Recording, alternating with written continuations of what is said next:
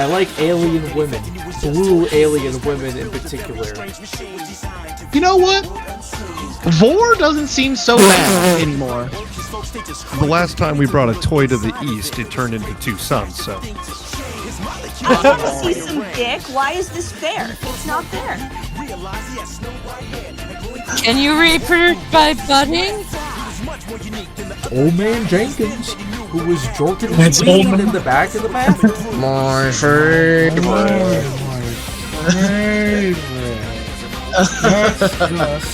Great. That's for rationing my meatloaf, you son of a bitch. Hello, ladies and gentlemen, and welcome back to the Bricked Up Podcast, building your algorithm brick by brick. And today, I am joined by my good friend Philip Wagner, aka the American Mutant, and his Goyle friend Gina Bretz, aka Gina. Yeah. And today we have a good topic that we're going to talk about today. Originally, it was just supposed to be Cartoon Network and Nickelodeon, but with Gina on, we also are going to be talking about some Disney Channel and Disney XD stuff on top of that. Introduce yourselves, my co-hosts. Hi, everybody. That's me, Philip, or AKA the American Mutant. Yay. And hi everybody. I'm Gina Bretz, aka Gina. I don't have a cool nickname yet. Well, Ian, what was it? One of the other podcasts. I was PP number 2, or was that Philip? Yeah, you were one of the PPs. Yeah, I think she was PP number 3. One of I the think you're other- right. She was a PP, and I apologize. I was moving my fucking mic cord. God You were damn, now we have to restart for the 400th time today. We're fine. God fucking We're damn fine. We're good. Let's it. talk about cartoons and how they made us horny as children, I guess. Yeah. I mean, All right. anywho. We have a lot of shows to talk about, obviously, because we're covering a lot of channels. But before we get into it, when I originally did my notes, ladies and gentlemen, for way back when, I took some notes on the origins of Nickelodeon and Cartoon Network, how those channels came into being. Didn't really have much time to do some research on the Disney Channel or its sister channel, Disney XD, but we have some interesting origins. Let's start off with Nickelodeon, which is technically the oldest of the channels. It was founded on December 1st of 1977. It was originally called C3, and it was founded by Vivian Horner when Warner Cable Communications launched the first two-way interactive cable system in Columbus, Ohio called QUBE. It was known as Pinwheel, as that was the only show it aired at the time, and it was labeled as such on remotes. It was later relaunched as Nickelodeon on April 1st, 1979, with the name originating from old 5-cent movie theaters of the same name.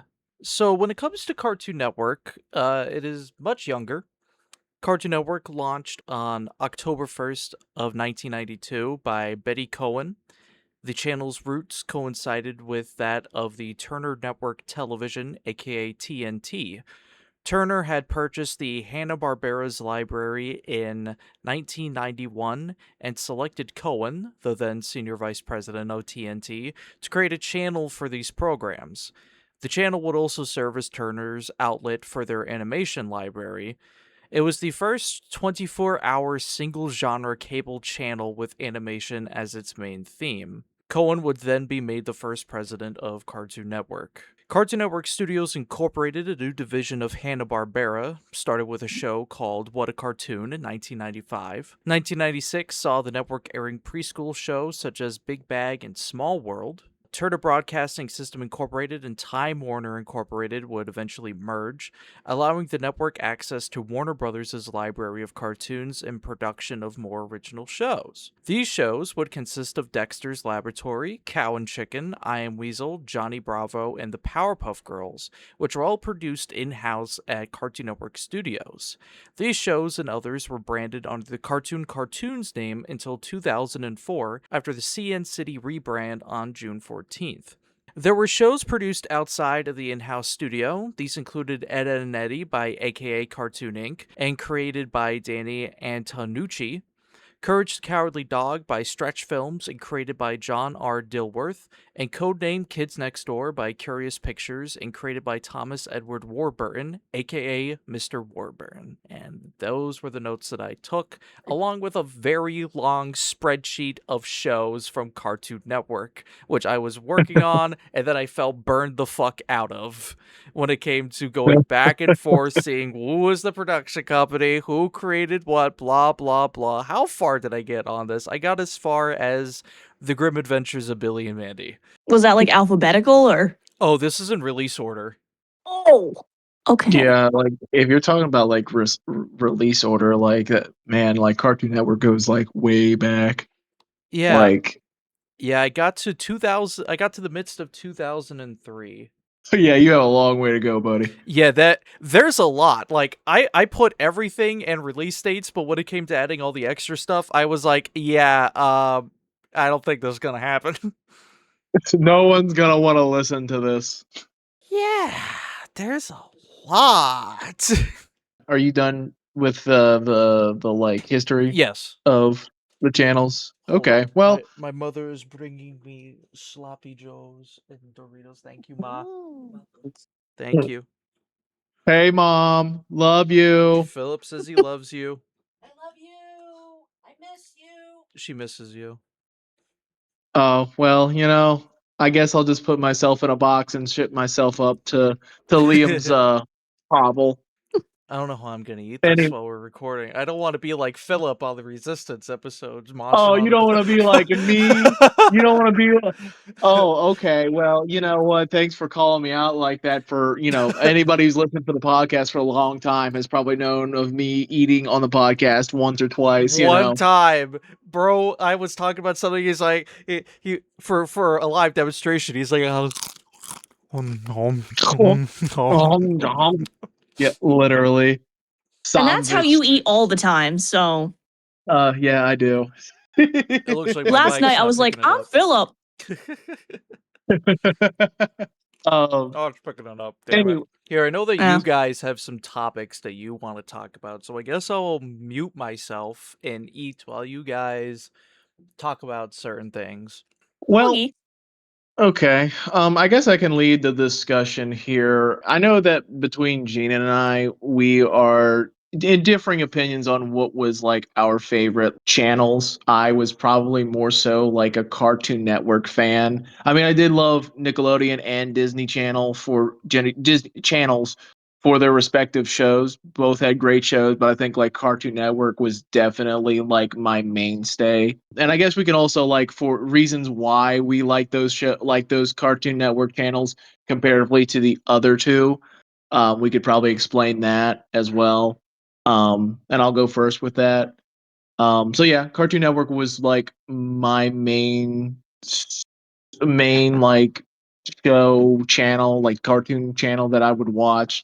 I think just because like there were a lot of shows like K&D, Generator Rex, Ben 10, a lot of like, younger male focused hero protagonists who were like very action and like just kind of like superhero-ish in a bit. I mean, I know like K&D definitely had like the multiple protagonists, both like male and female, each having their own like unique like character and skill set, and like a lot of different type of people with a lot of different personalities, so you can relate to one or another character or something like that. I really enjoyed those. I really enjoyed some of like there's one specific show, Courage the Cowardly Dog, that like even as a kid it had one episode. Like, I mean, there's an episode that everybody is forever ingrained if you've watched Courage the Cowardly Dog with like the Return the Man. Or return the slab, not the mask. or Yeah, that curse. What's your offer? and then he sends an entire horde of fucking locusts. But yeah, that will forever be like grained in my brain. It's like horrifying. But from that same show, there was a specific episode where it was this stranger who arrives in the middle of nowhere and takes up like I think they rented out the room or whatever, right? And this person had a mask. And Courage obviously is always suspicious of anybody who isn't Eustace and Muriel. And come to find out, this is like I think like a fox lady or a bunny. No, not a bunny. I think it was like a cat. But she is trying to save her friend, who is a bunny, who is in a relationship with this anthropomorphic like pit bull, who's like a gang leader of a bunch of a pack of other pit bulls. She's obviously being abused, but obviously since it's a kids show, you can't actually see her being hit or anything like that. But her body language is kind of like showing that there's some kind of discomfort, and that was probably like the first time that I ever got to see a cartoon deal with like an actual adult issue. Like, I mean, I guess as a kid, I really didn't exactly know everything about it, but I could tell that there was some kind of like abuse going on. And as I've gotten older, I was like, yeah, that was a. You know how like sometimes cartoons are set up to both be like enjoyed both by adults and kids alike. Kids mostly for the action or like the funny jokes that are going on, but then the characters usually can sometimes do like more adult oriented jokes that like it's like, oh yeah, the adults are only going to know about it. Well, in this case it's like, yeah, there's like a domestic abuse thing that's going on, and like I think the episode kind of just like is talking about how to escape those abusers, if you're being abused or like know someone is being abused. And I think it's just like an interesting like, wow, man, that's crazy. Like we're talking about such a like real world problem in a cartoon that's supposed to be like, spooky and scary and sometimes funny, but oh my god, here's like a real life issue. And obviously like Courage the Cowardly Dog isn't the only cartoon that like I probably will talk about in this podcast, but specifically for Cartoon Network, that was something that was like I really enjoyed listening to and like getting to see. It's like, yeah, these cartoons are both made for adults and kids, and I think that was really, really cool. I think also the wide variety of like cartoons that Cartoon Network offered was pretty cool. Like they had a great spread. They had like Chowder, K&D, Courage the Cowardly Dog, Foxman's Home for Imaginary Friends, The Grim Adventures of Billy and Mandy, Miscellaneous Adventures of Flapjack, Adventure Time, Amazing World of Gumball. Obviously, I'm talking about stuff that's coming later, more modern, Growing up from like the early 2000s and into the 2010s and even into the 2020s, they've had a great lineup of cartoons for a long time. And unfortunately, Cartoon Network doesn't exist anymore, which is very fucking unfortunate. But for when they did exist, they had a great catalog of cartoons, I think, comparatively to the other two networks. Not saying again that those like networks didn't have great shows, but I just think that the quality was definitely in Cartoon Network from time to time and the variety. So that's what I like. Gina, what I know you were a big fan of the Disney Channel. What specifically about the Disney Channel made you a Disney kid? The Disney Channel? Yeah, good job, Philip. Yeah, the Disney Channel, my The favorite. I love it when Philip mispronounces a word. We should That's have where like all a the count. goofers came. That's Gina, where all the fucking goofers came from. there's maybe like once Yeah, or twice an episode. I won't lie. yeah, It's a little yeah. We funny. should. And But then when we get to like I don't know a certain number, we should like I don't know. Not there shouldn't be like a prize. I don't know, like a bell ring. I don't know what's gonna happen, yeah. but anyway. Well, Philip gets hit by Gina. oh, Philip, this isn't to like make fun of you or anything, but honestly, I would love to make a drinking game where Oh, every time Philip says the word like, you have to drink. oh shoot. And that's not including the ones that I have to cut out of the episode. Oh shoot. Oh Um. my! Wow. Okay. Like, Yeah. like like I was a Disney kid.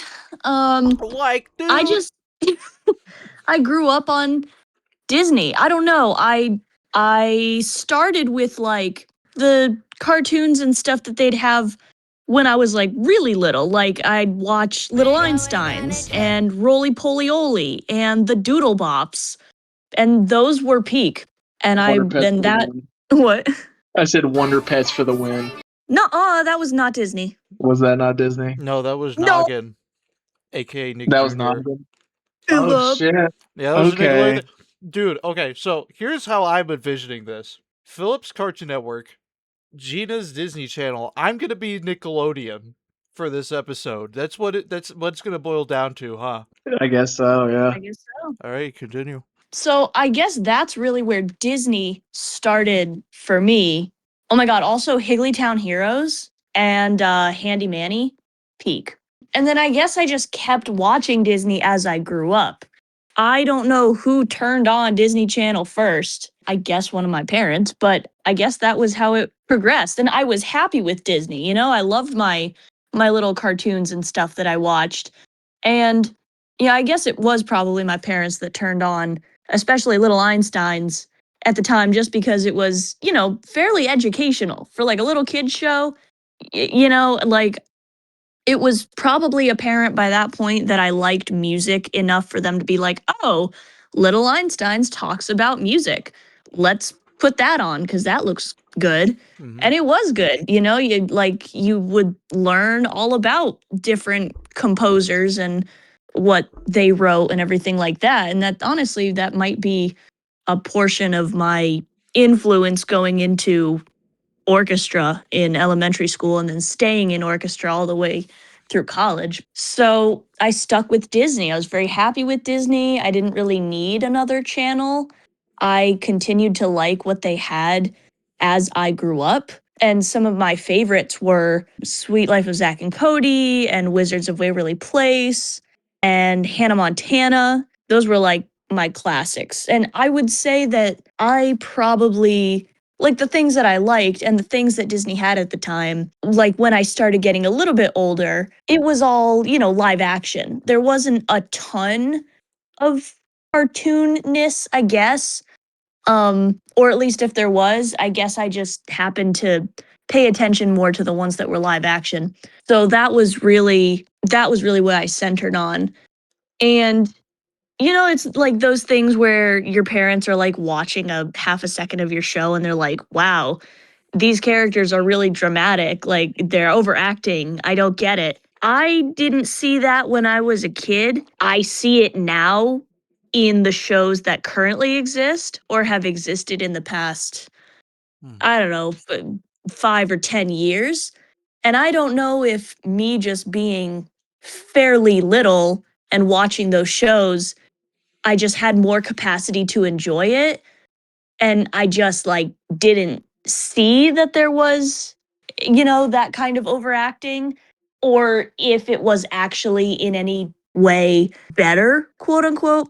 I personally feel like I don't get that icky feeling watching old Disney Channel episodes like I do watching, you know, current Disney Channel shows. I guess maybe there would be like a moment or two. But overall, I felt like it was a healthy mix between I can resonate with these people and also there's an element of the beyond, like either fantasy or sci-fi, like with Wizards of Waverly Place or with Hannah Montana, there was, you know, oh, she's a superstar, she's a rock star. It's like, and leading a double life. So it's like that beyond is like, oh, they're the stardom. And I don't know. I resonated with those shows and I found the humor to be, I liked it. I thought it was actually funny. There's humor in shows on Disney Channel today and I'm like that does not make me laugh. In fact, it kind of annoys me. So it's kind of sad how Disney shows have aged in my perspective, in my opinion, just because it's like, oh man, I can't get the same feeling that I used to get when I was a kid anymore and I'm watching these shows.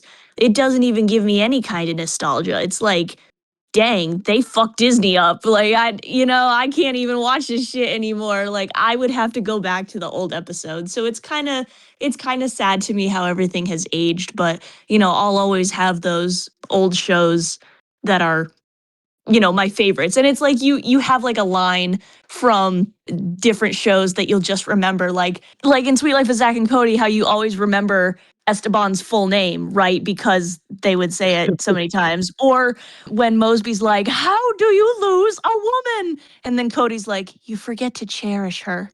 And I thought that was funny, and I still think it was funny. It's funny now, and it's like any adult that's watching that would be like, that's kind of clever, and that an adult made that joke and put that in there. So I think it was a good balance for me at the time of humorous, clever in terms of the humor, and also clever in terms of the plot and the different characters that were in it and how they all interacted with each other and how they all interacted with whatever situation that they were in. I thought a lot of it was very well made. You bring up the one point of that one specific line that is forever ingrained in your brain from your favorite TV show.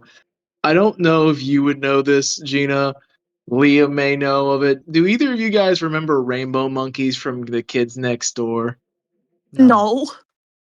No. Oh my god. Well, there's a little song, a little jingle that I basically had ingrained into my fucking brains. Okay, for reference, everybody, here is an image of a rainbow monkey from Codename Kids Next Door, and this was like their version of, like, I would think like the Care Bears or something of equivalent to that. So anyway, here's a little jingle. Rainbow monkeys, oh so very round and super chunky, bringing love wherever they go. Everyone's made of a big rainbow, oh red and orange and pink and blue. Rainbow monkeys, we love you. That was beautiful, Philip. Is Philip, isn't there an episode where I don't remember who was what, but the girl in like the green sweater, isn't there an episode where she ends up going to like the monkey land, and then when she tries to Yeah, leave, they get really angry and all hell breaks loose? Yeah, I remember that episode. yeah, number 3, I think that's her name. Mm. Yeah, it's number 3. 3! The Asian kind of lady Yeah. or girl, yeah. Yeah. I can't tell you how many songs I remember from Phineas and Ferb. Oh, Like, yeah. even if it's not a full song, if it's just like a small song or if it's just like a jingle. Like, remember when they were trying to make a toy and they were talking with the toy company and the toy company came up with the brick? And the jingle for it was literally just brick, brick, brick, brick, brick, brick, brick. It's fun. Oh, mine is always there's a squirrel in my pants. SIMP squirrels in my pants. Squirrels in my pants. Squirrels in my pants. Or like even the intro. It's like, is it 105 days of summer It's vacation? 104 days of summer vacation. Look, Philip. even I barely watch the show, and even I know that. Come on. On a day off. Oh, boo. Boo! Spreading misinformation. Laugh at this user. Oh my fucking Or god. Ducky Momo. Do you remember the Ducky Momo song? Oh yeah, Ducky Momo. I love Ducky Momo. Or the Aglet song. I don't think I remember the Aglet song. Oh my god, when they were talking about the shoelace and it's the little plastic piece on the end of your shoelace and it goes AGLET Aglet, don't forget it. Oh, okay. Yeah. Uh-huh. I've got more, but you get the gist. Liam, shut the fuck up. You're just not as musically No, inclined as Gina. No, I'm only saying that because it's like, how many episodes have I watched of that show? Like 3? That's it. Boo. Boo! I didn't watch God. Disney Channel a lot, and you'll get to know why when I talk about my segment. Did we have anything else that we were talking about immediately, or is it Liam's turn? Oh, I was just waiting to see if you had anything final words to say about about that. I mean, this was just kind of our intro, right? Like, we haven't really gotten into this, like, different specific topics, Yeah. right? No. Okay. No. Then I guess it's Liam's turn. My Yeah. story. as Norrington put it. So me, as the Nickelodeon one, this could be interesting because me being born in like 2003, I feel like that was a transitional period between like a certain era of Nickelodeon, like Nickelodeon from the 90s and then Nickelodeon in the 2000s, where like shows like Hey Arnold or The Thornberrys or all that other shit passed me by, passed my time. Didn't watch that. Not even on reruns. That was out of my way. The shows that I watched was like SpongeBob. Yes, I was in a family where I was allowed to watch SpongeBob. Break, break. Whoop-de-doo. uh, Jimmy Neutron, watched that quite a lot. Fairly Odd Parents is on quite a bit. I could even vividly remember at my young age watching the Jimmy Timmy crossover episodes. At least the first one, where Timmy comes to Jimmy's world. I remember watching that when I was really little. Forgot what was on like the main channel, what else I watched that was on the main channel. It was mostly those three that I remember. Sometimes I did catch Danny Phantom on the occasion. That was one of Alex's favorite shows too as a kid. It was pretty great. I haven't seen it like since then, but from what I remember, the show was pretty great, pretty whack. And I think I would enjoy it. I like to imagine as Butch Hartman's Batman Beyond. Nothing, Philip? Nope. No. Me try to use Soviet trigger words to make Philip say something.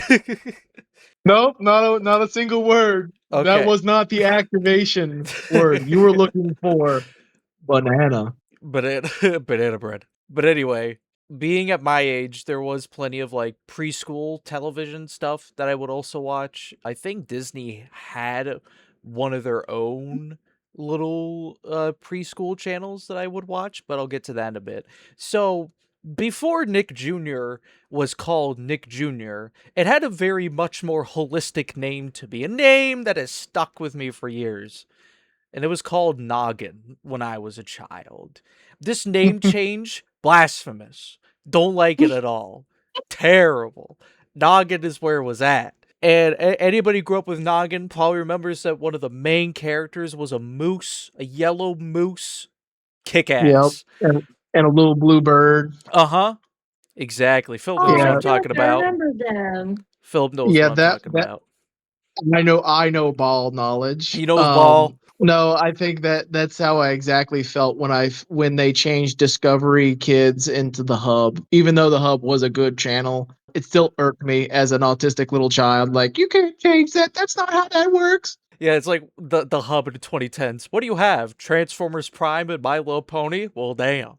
But yeah, continuing. Some of the preschool stuff that I would watch on Noggin would be like Oswald, as we have up on the main screen. That was a very calming show. Something that Gina was talking about earlier made me think about how like there were just some shows, some cartoons on either of the channels that just felt so overstimulating at times. And I'll get to them in a little bit, but like some of these preschool shows like Oswald or Maggie and the Ferocious Beast or maybe even some of the live action ones that I watched on other channels were very calming, especially for me being the little autistic child that I was. So shit like Yo Gabba Gabba for live action was like always on. That was kick ass. I also played the computer games for Yo Gabba Gabba and Wow Wow Wubsy. That was a great one too. Wow, wow, Wubsy. I remember him. Little Bill, the Bill Cosby show.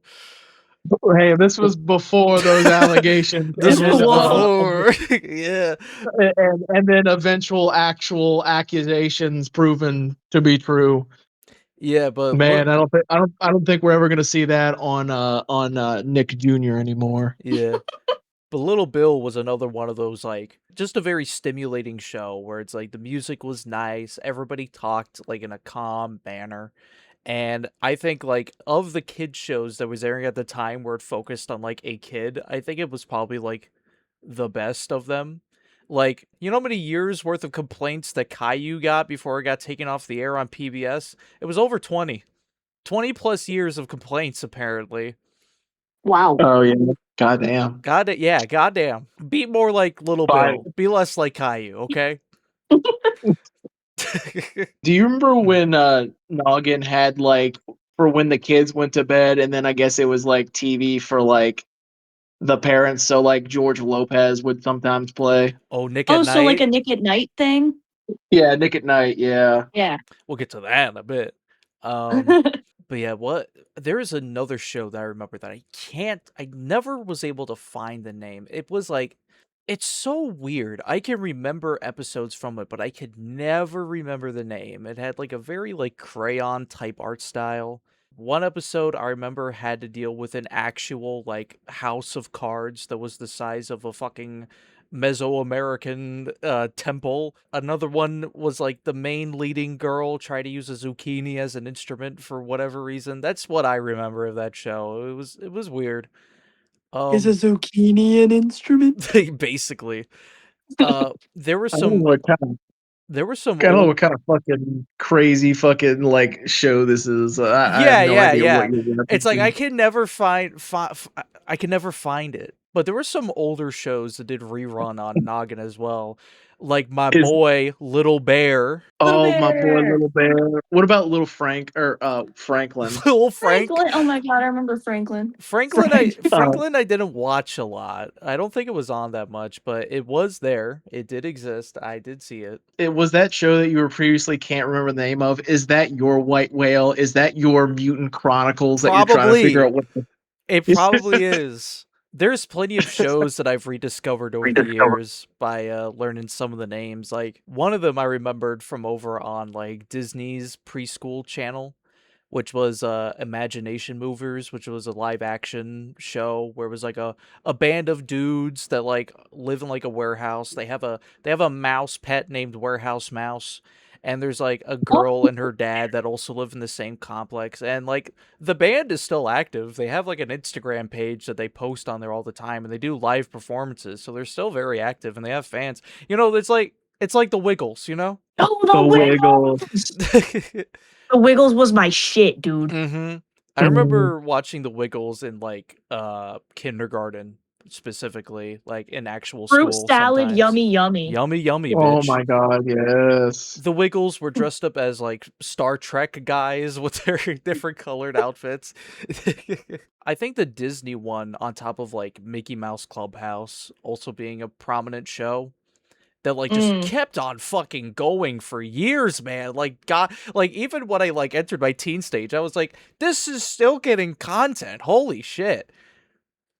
That was there It, along with yeah. like a 3D animated Winnie the Pooh series that also existed. Huh. And Choo Choo Soul was another like show that would air from time to time. Pretty nice, pretty calming. I actually recently saw a video of like the actress saying that they had to change her wardrobe at one point because like her original wardrobe was that she just had like a couple of like buttons unbuttoned at like the top of her blouse or whatever, and she was Mhm. getting mail from people in jail about her. Oh Oh my my god. Yeah, and all the comments were like, why are they showing preschool Disney Channel whatever in prison? Why? Great Uh, question. that is a good question. But as I got older, that's when I kind of started to become more aware of Cartoon Network. And on top of that was also like some of the other like mainline Disney Channel shows like the Lilo and Stitch series, which we watched quite a bit. Oh, and the crossover episode between Lilo and Stitch and American Dragon Jake Long. I remember watching that and being like, "Holy shit.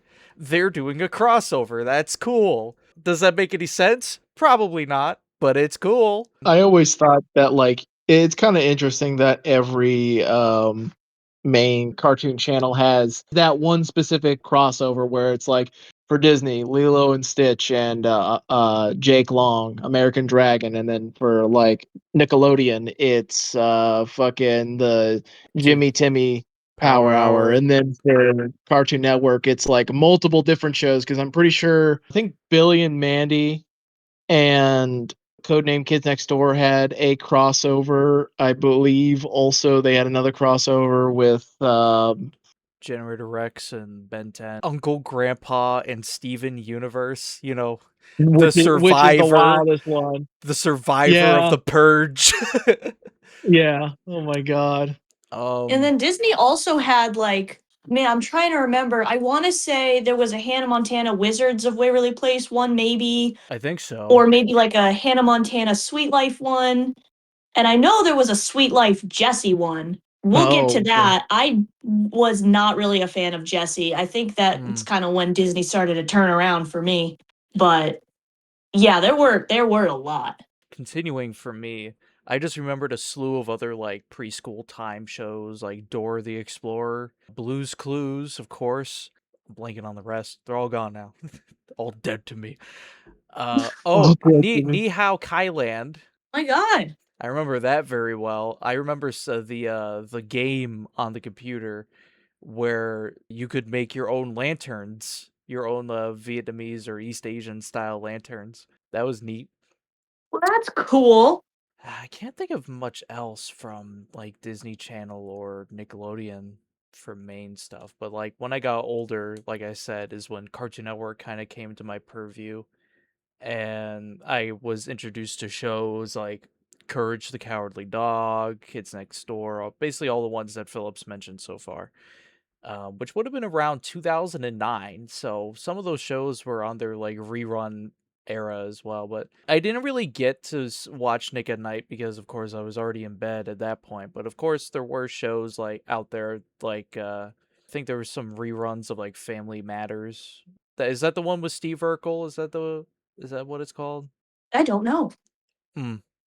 But also Fresh Prince of Bel-Air, which is an iconic staple of Nick at Night, and of course the George Lopez show. Nick Teen, I remember like Nick Teen a little bit. There was a show that was set in high school that had like a really long anime style name about like the cast was like the lead character was a white boy and then a white girl and then the black boy who and they're all like friends in high school and they got up to It's like not very narrowing. no it's not and it's let me try to look it up because I'm like yeah, just Nick Teen shows, okay? Give me some pictures. Give me Ned's Declassified School Survival Guide. That's what it's called. That's what it was called. Okay. Somebody did a fucking tier list. Oh, damn. Then there was also... Oh, Drake and Josh. That's a live-action show I watched as a kid quite a bit. That was fantastic. That was my shit. I love Drake and Josh. And, of course, later on... Philip, I know you're peeing right now, but do you remember the guy who produced those shows? You know, the one who likes the feet? Oh, whoa. I'm blanking on his name. Oh, you're talking about is it Nick Schreider? Name sounds familiar. Oh. Not Ned. Ted Schneider? Dan Schneider. Dan Schneider. That's right. Oh, Dan yeah. Schneider. Yeah, Dan Schneider was the producer of all of those like Nickelodeon live action shows like iCarly, Yeah, Drake and iCarly. Josh, and Victorious, which they had a crossover with iCarly, and Salmon Cat, which was like the crossover, I guess.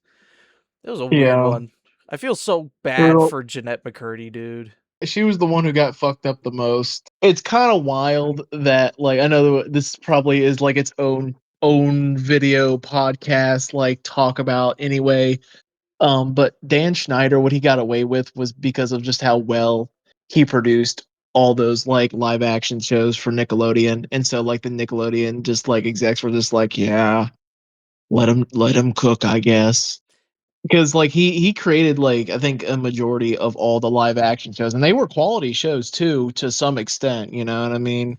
And I heard you talking about Ned. What was it? Ned Ned's guy. Declassify School Survival Guide or whatever the fuck I said. Yeah, there were also some other great live action shows like Degrassi and The Amanda Show, H2O. Those are far older. I think they're like before like even Drake and Josh, or maybe around Drake and Josh. I don't know. And I think even like what Gina was saying is like I think there was definitely some like good like Disney Channel live action shows like The Sweet Life of Zach and Cody and On Deck with Zach and Cody. I remember the On Deck Um, one. I watched a couple of episodes of that. Like Sweet Life of Zach and Cody was before me when I and then eventually there got was there. also That's So Raven, which was probably like one of the first live action Disney I think you're Disney right. like Yeah. shows. But that's like way back in the day, man. Like God, that brings back some fucking memories. Yeah. But and then unfortunately, Cartoon Network kind of comes dead last when it comes to live action shows because there were like very few. Like the only one that probably was the most popular was Build Destroy Yeah, or Destroy Build Destroy! Destroy Build! Destroy! with what's that guy's fucking name? Is I it don't know, some not Moist Critical. Hi, I'm Andrew WK. not off-brand Moist Critical. It's like, Mom, can we get Moist Critical? No, we have Moist Critical at home, and that's what you get. Yeah, he literally looks like a very older Moist Critical. It's like a white shirt, long black hair, beard, blows up Yeah, shit. Yeah. he had a unique fucking name. I know that. Maybe I'll look it up and find it out. But then there was also another show where it was kind of like a game show almost. I think this was on Cartoon Network, but basically it's just like they would have kids or preteens do like these like obstacle courses or ride roller coasters and answer questions like for example, I remember this one specifically, right? They made a kid get onto a roller coaster, right? And throughout the entire roller coaster ride, he would see like words or whatever, so he had to pay attention, right? While having that G-force happen while he's on the roller coaster and stuff like that. So it's kind of like hard to pay attention or pick out things, but like for each word they would get $25 and there'd be like 5 words or whatever, so there's a chance to get $125 or whatever. So there was like kind of game shows like that. They also had like kind of like this what if scenario. It's like, oh, what would happen if vampires went up against the military or something like that? Some dumb fucking concept, right? I think it only lasted a season, but like I have to like be like, all right, I get it. Cartoon Network was also trying to like, stay competitive within the market of what was good at that time. Nickelodeon having their live action shows as well as Disney. So, obviously Cartoon Network has to try and get a piece of the cake. But Yeah. yeah, Yeah, I it's I remember all of those different shows. yeah, it's like Cartoon Network trying live action was like you do 2010s blah blah blah, that it like only lasted for 3 shows, yeah. It's kind of crazy looking as a person who grew up with the cartoons on Nickelodeon primarily, but also watching some of the live action. It's kind of crazy how much of live action content was rooted into Nickelodeon before me. Like all the Mhm. different game shows that they would have, like Oh what, yeah, like it was like something with a temple. I know of that show. yes, yes, I Um, remember exactly what you're talking about. Yeah. there was a lot, and I remember as a kid around the time Pirates of the Caribbean at World's End came out. Instead of Disney Channel doing this, Nickelodeon had fucking Johnny Depp and Orlando Bloom dressed as their characters and got fucking slimed on TV on Nickelodeon. I was like, that's fucking crazy. Why did I not know this? I watched it live. It was Oh my crazy, dude. god. It was fun. That's crazy to think about too. It's like the Nickelodeon thing is like people getting slimed. Like as a kid, I always wanted to go to one of those events just to get like to I don't know, like be able to touch the slime or be slimed. You Take know a what I mean? souvenir, a little cup, Dan Schneider slime. Yeah, I got it in like a little fucking jar. It's all dried up and gross now. Yeah, it's like silly putty. I'm Dan, I'm selling it on eBay for $1,000. This is the one that like what's Spencer's fucking actor's name? I don't know, but it's like this was on Spencer. This was on Spencer. Dan Snyder snided him. Yeah, but like continuing on. Yeah, like the 2010s was an interesting era because we moved into the new house and we got access to a couple of other channels like Cartoon Network. So like neat time. Especially with all the Nickelodeon live action shows that I've already listed. Like there were so fucking many. Like you had Big Time Rush, and they did a couple of Yeah. like superhero runs, like the Thundermans and Henry Danger, which I was like, they exist, I Yeah. guess. And then like I don't know if like Nickelodeon grabbed Fred by the balls and dropped them by two stores or stories because they threw his ass on an episode of iCarly, and then they gave him a show called Marvin, and that was like, okay, that exists, and then that had an episode where it crossovered with Big Time Rush, where the band got possessed by a bunch of fucking aliens. Or I think they're called flurgs or something. Oh, speaking of alien shows, Nickelodeon also had a show called The Troop, which was about Yeah. teenagers fighting fucking monsters. And some guy on YouTube did a video about how this might be a fascist militaristic propaganda and Dutch racism in disguise because the Dutch got made fun of a lot apparently. And Dang. I was like, okay, whatever you say.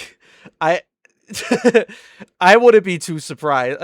To me, it's like I don't know. I guess at the end of the day, I guess they're just trying to make like a weird, wacky fucking show where teenagers fight fucking aliens. This is on the same level as people thinking that the fucking dumbass Transformers movies that exist to make a quick buck are nothing but military propaganda. Which I'm not gonna say they're wrong in their assessment, but at the same time, I'm like, dude, this is just a cash grab, okay? Just like Call of Duty, all right? But those are conversations Listen, for another day. listen. Every time I see Transformers, I buy a brand new Camaro just because I love Bumblebee. So I think it's working. I take out a new car loan every year. So that's where all our money is going. Shut the fuck up. You're Liam, gonna why'd you enjoy drop? all of our Camaros out in the front yard. Liam, why'd you spend so much money on a black GMC from 2007? Because Ironhide. Rest in peace, my boy. It's funny how Nickelodeon also eventually had their own Transformer show. I think that's kind of neat. So, like, I still kind of stuck with Nickelodeon for a while. They still had some of their own cartoons coming out. It was primarily 3D animated. Like, Teenage Mutant Ninja Turtles had another show. All the other ones, except for the 90s movies, were not really known to me. But that show, I kind of liked. I watched quite a bit of the first season, but I didn't really watch much else of the show because Cartoon Network had a show called Lego Ninjago, and that was my fucking shit. Bro, DVR, record every episode. I would watch every episode like 100 times, learned every line, would recite them every day, bro. Just waiting for the next big episode to come out. Oh my gosh. And then Ninjago would like get like pushed back in like the time slot like after my bedtime. It fucking sucked how like all the shows that I wanted to watch were after my bedtime. So couldn't watch Hero Factory on Nicktoons, that was after my bedtime. Can't watch Lego Ninjago, that's after my bedtime. Like, you motherfuckers. You do this to piss me the fuck off. And then when I finally am like, okay, I moved my bedtime because it's my birthday and I get to move it back, and that means I can watch my show now. Nah, we moved the time slot back. Fuck you.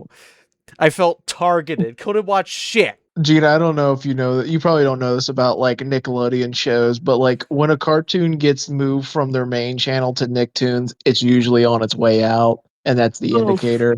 Or it's like, we don't have time slots to rerun this show, so it's gonna be a rerun on Nicktoons, which Nicktoons we got through our new DVR, and that was my gateway to shows like Invader Zim and Mighty B and so many others.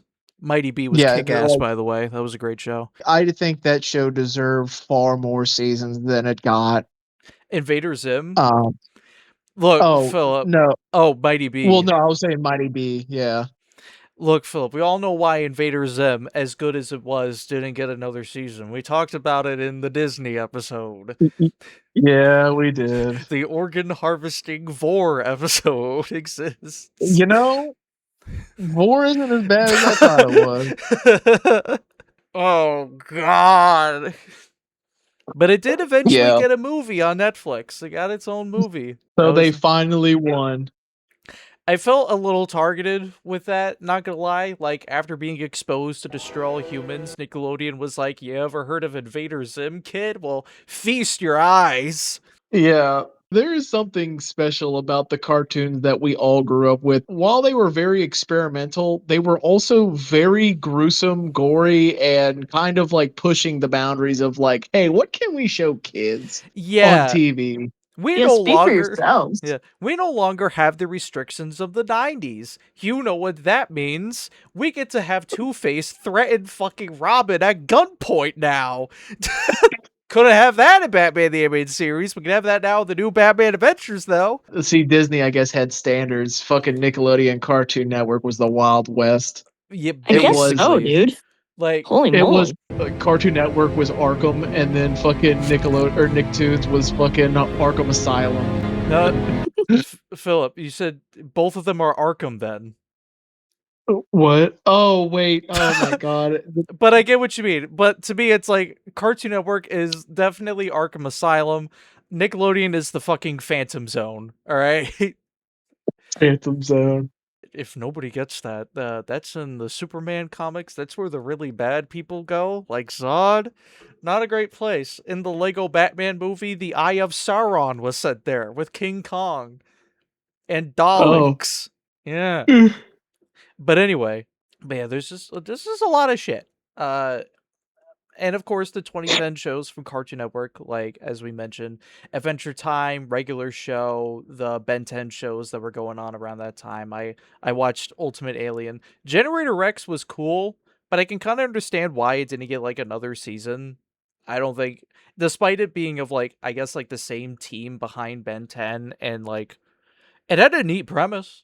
I liked it, but it just didn't really catch on. I think that might have been the best era for Cartoon Network, at least for my generation, because of how experimental they got with even like the one season shows that were just really cool. Like Gendy Tarkovsky just randomly coming in and being like, "Hey kids, here's Symbiotic Titan," and I was like, "Wow, this show is pretty cool. Can I get more of this?" No, you No. can't. The 2 seasons is all you get. Oh, okay. Yeah, But you get 3 that's kinda- seasons of Green Lantern, the animated series, which was also just as goated. Yeah, that's the thing about like growing up, like without like internet being able to tell you well, why something's no longer on air. It's like, oh yeah, here's the season finale for Symbiotic Titan. I'm like, dude, I cannot wait for season 3 to happen, and then it just never happens, and you're like, what the fuck happened? Yeah, it's literally the Toy Story 2 meme where it's like, all right, next episode. Wait, what just happened? Come on, let's see the next episode. That's it? What? The show was canceled. after that. Why? I don't know. Low ratings. Not a lot of people watched it. The end. That's what No- killed Chima. Your toy sales weren't fucking satisfactory to the dungeon with you. What toys? Exactly.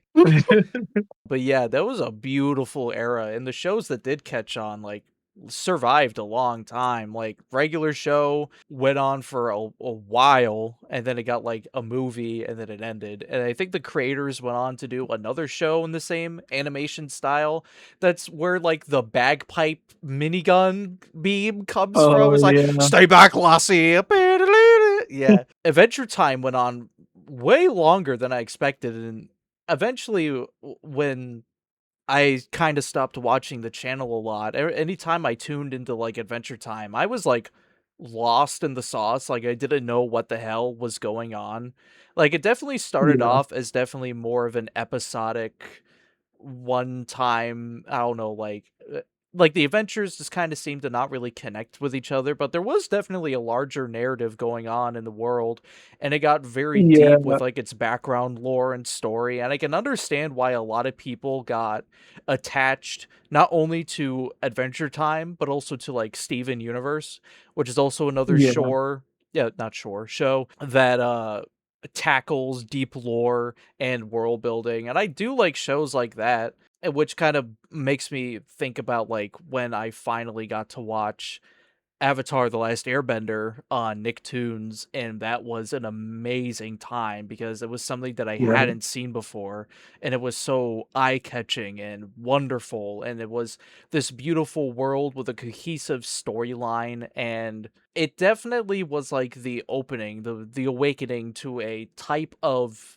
story structure that I liked in a show, or that I like in stories, is the overarching narrative and the world building and the cultures, fictional or otherwise, or inspired by the real world, that populate this new fictional world. And it's definitely inspired a lot of the stuff that I do now, like Avatar, and I guess by extension Adventure Time and Steven Universe, even though I didn't watch those shows a lot, or at least haven't seen the bulk of their content. They still tackle those same subjects.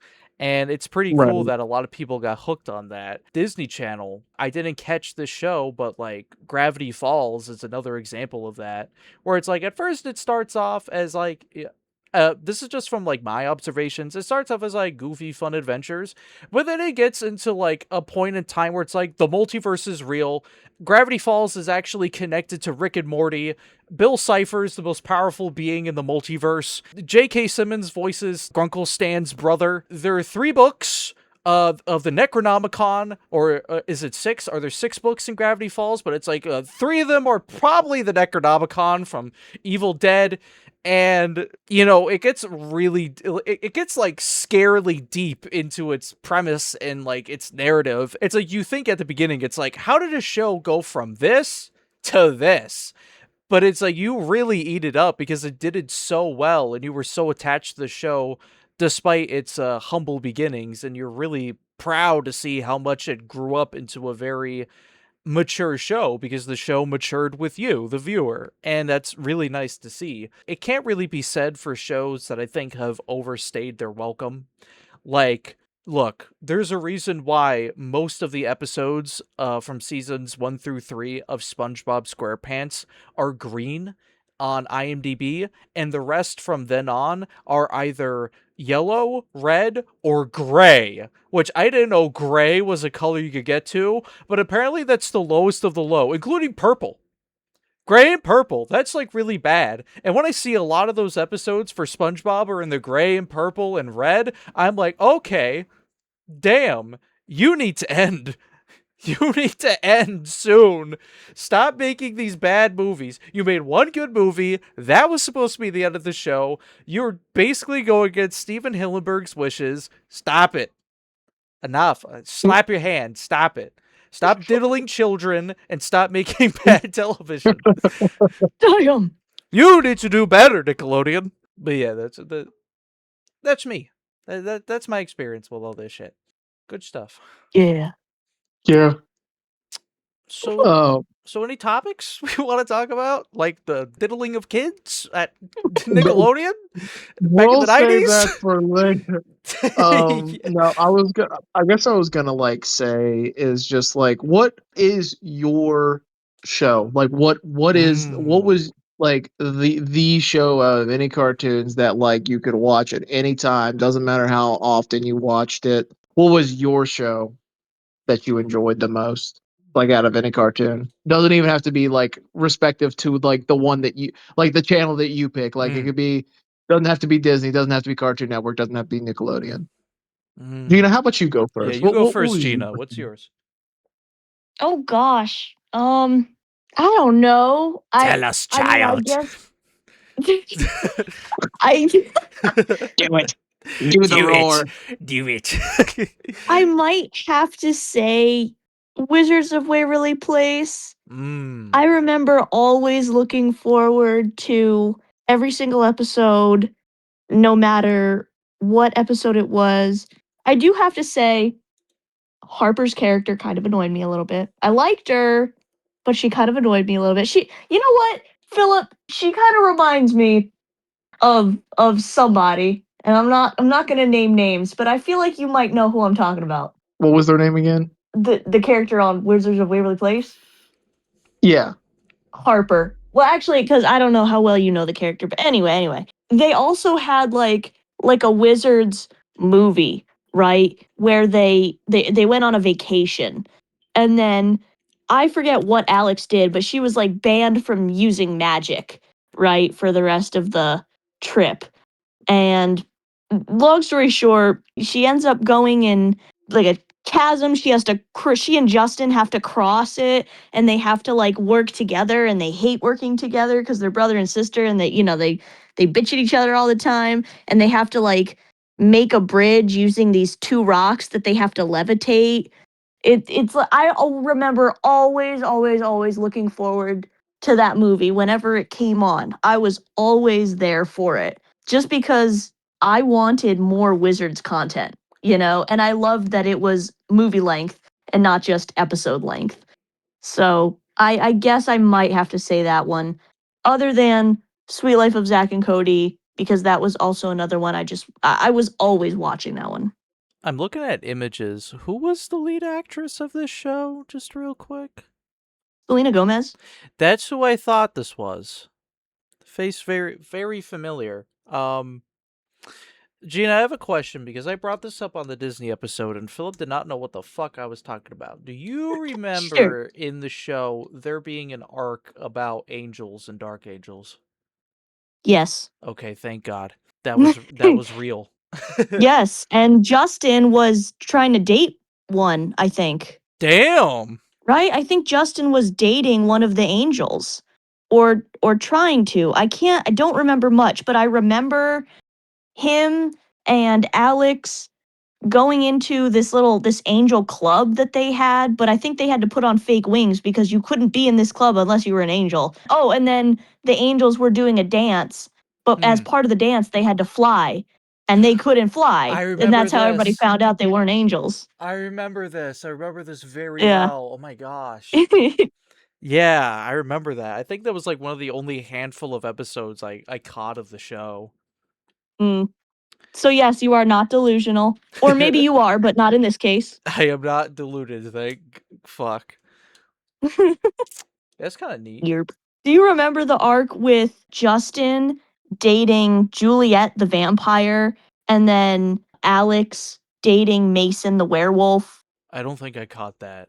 Okay, that was like I want to say that either finished a season of the show or like finished the show, but basically for some reason the two of them fought, I guess, in their vampiric and werewolf forms, and Juliet bit Mason and Mason scratched Juliet.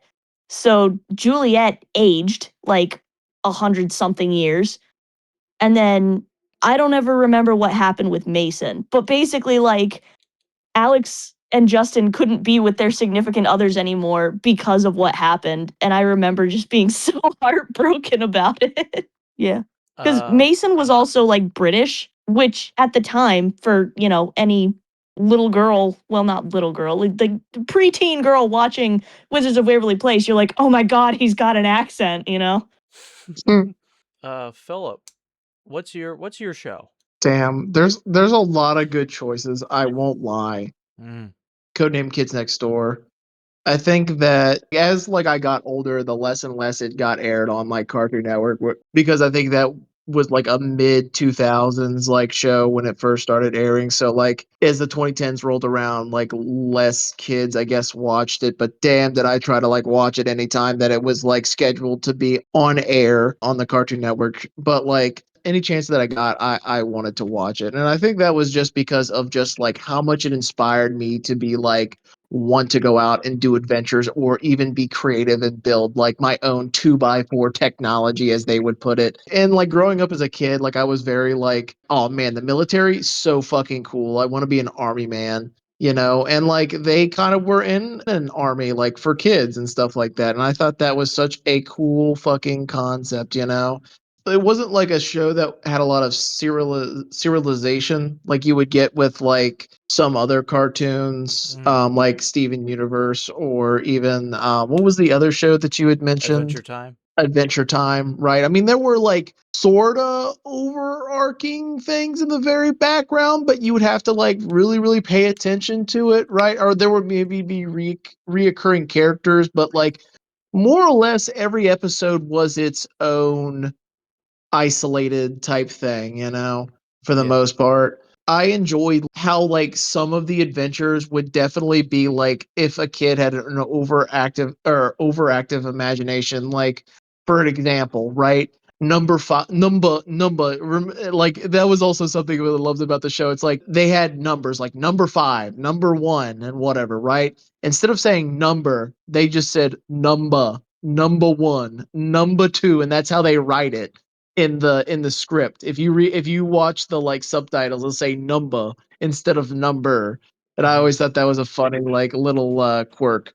Anyway, but like number 5, she went after to find like the best flavor of ice cream, right? And it took her through this like almost like an Amazon jungle, but for like sweet treats and like ice cream and stuff like that. And like there was this like character, I forget, he was like this stereotypical kind of German kid who was supposed to be like number 5's Indiana Jones, and then fucking the little German boy is supposed to be like technically like the Nazi trying to also go after Indy's like treasure or whatever. It was like a parody of like an Indiana Jones movie, right? But it was so fucking cool, you know. Yeah, there was just a lot of different like, you know, kid oriented like episodes. Like, oh, for example, when there was like a snow day for kids, right? And then there was this giant World War II Battle of the Bulge moment where like kids were fighting adults who were trying to kidnap the kids and send them to school on the snow day. And like they were also trying to protect the school's president, right? The kids' school president, because he was the one who like advocated for the kids to have like more snow days. But plot twist of the show is that he was actually working for the adults and he was trying to make legislature for the kids to like always go to school no matter how bad it snowed or whatever. So no more snow days. And I was like, bro, that's so fucking crazy, you know. So that was probably like my favorite show ever. So yeah, what about you, Liam? What is your Oh favorite show? man, it's kind of hard to think of because I watched a lot of stuff, and I can remember like I've definitely brought it up with like Ninjago, how that was like my show on Cartoon Network, how I looked forward to every episode up to a point. Like episode 1 of, because there's technically like episode 1 of what I would probably call like the prologue season, but then there's episode 1 of the actual first season of the show, which is kind of confusing when you look at it in totality. But from there on to, I want to say, I don't know if it got into like the teens. It got past the teens. It got into like the 20s. I want to say up to there. People who have watched Lego Ninjago will probably know what I'm thinking about, but like the finale with the Overlord on top of the tower is probably up to where I stopped originally when I was watching the show when it was airing. Because after that, I didn't really see any advertisements or air dates or anything like that for the next season, which was the Nindroid season. I didn't see really anything for that, which kind of like irked me a bit because I was still watching the show. But like I eventually, years went by and I eventually got to watch it when it was all on Netflix, and it got kind of weird as it went on. Like certain plot lines I was like, "Oh, this is interesting," but like at one point it introduced like time travel, and then like the movie came out and the art design was changed up to resemble the movie. Lloyd got like a new voice actor. I didn't know how to feel about that, but it's like, man, Lloyd, you finally hit your second puberty after being forced into being a grown-up in that one episode. So you finally don't sound like you're 8 years old anymore, which yeah, that happened. And it kind of felt weird because it's like Lloyd was kind of hyped up to be like the big important character, you know. The main premise of like the first 2 seasons was Lloyd is the Green Ninja. He's one of the most prophesized characters. He's like the chosen one. He's like Luke Skywalker. He's the son of the Dark Lord, and his brother Sensei Wu which in this case would probably be like Ben Kenobi, all that shit. And Lloyd is supposed to defeat the Dark Lord, aka Lord Garmadon, but it actually goes much deeper than that, apparently, because as it's discovered, there's an ancient enemy of the first Spinjitzu master that goes by the name of the Overlord, and that's who Lloyd actually needs to defeat. And Garmadon's like, Overlord, you say? Sounds evil. Guess I'll fuck with that. And then he does, and ends up getting possessed and turned into a fucking furry. And no, not really furry, a scaly, and then turned into a fucking big ass dragon. Crazy shit. And Lloyd has a fucking broken leg because he tried to battle the Overlord when he was in a scaly stage, and that didn't go well. But, they eventually defeated him. But, you thought the threat from the Overlord was done yet? Nope. He's actually infecting the system that the Ninjroids are running off of. So he's now fucking Skynet controlling these robots at a new cybernetic Ninjago city. So not only is this like Korra, but it's also like Terminator. Damn. So that's the season where Zane gets to be the main character, gets his own robot waifu because he himself is a robot, which was like the big twist of the first season, and he gets to sacrifice himself. But over time, it's like Lloyd, as prophesized as he was as the Green Ninja to be this big important thing, technically, he defeated the Overlord once, but in the end of the day, Zane was the one who defeated him, not Lloyd. But then the next time that Lloyd is actually of any importance in the story, it's when Sensei Wu's like, yeah, I used to actually have this student that was named Moro. He's a ghost now, and he's trying to fuck with me. So Moro is like the Tai Lung of this timeline, if you understand what I'm saying. Where it was like, Tai Lung, it was like, you said I was going to be the Dragon Warrior. Basically, Wu thought that Moro could have been the Green Ninja.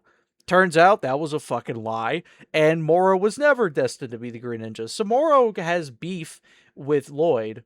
I'm also pretty sure in this season, no, I think it's in another season, where Lloyd gets a girlfriend who worships his father, or at least the evil version of his father, because after the first spat with the Overlord, Garmadon got all of his evil flushed away, so now he's back to being a normal dude. Oh yeah, there's also a season between the Ninjroids and the fucking not Island Tournament, the Moro Ghost shit-ass, where there's this island tournament. So we got Total Drama Island Ninjago style, and where we got all these people of different elements, because it's like, oh, you thought fire, ice, lightning, and earth were the only elements? Fuck you. We got speed, we got iron, we got all this other bullshit that we have the drug speed here. That is now in the Tournament of Elements, and with every defeat, each person's elemental power gets sucked off and into this like orb thingy, and these LARPers,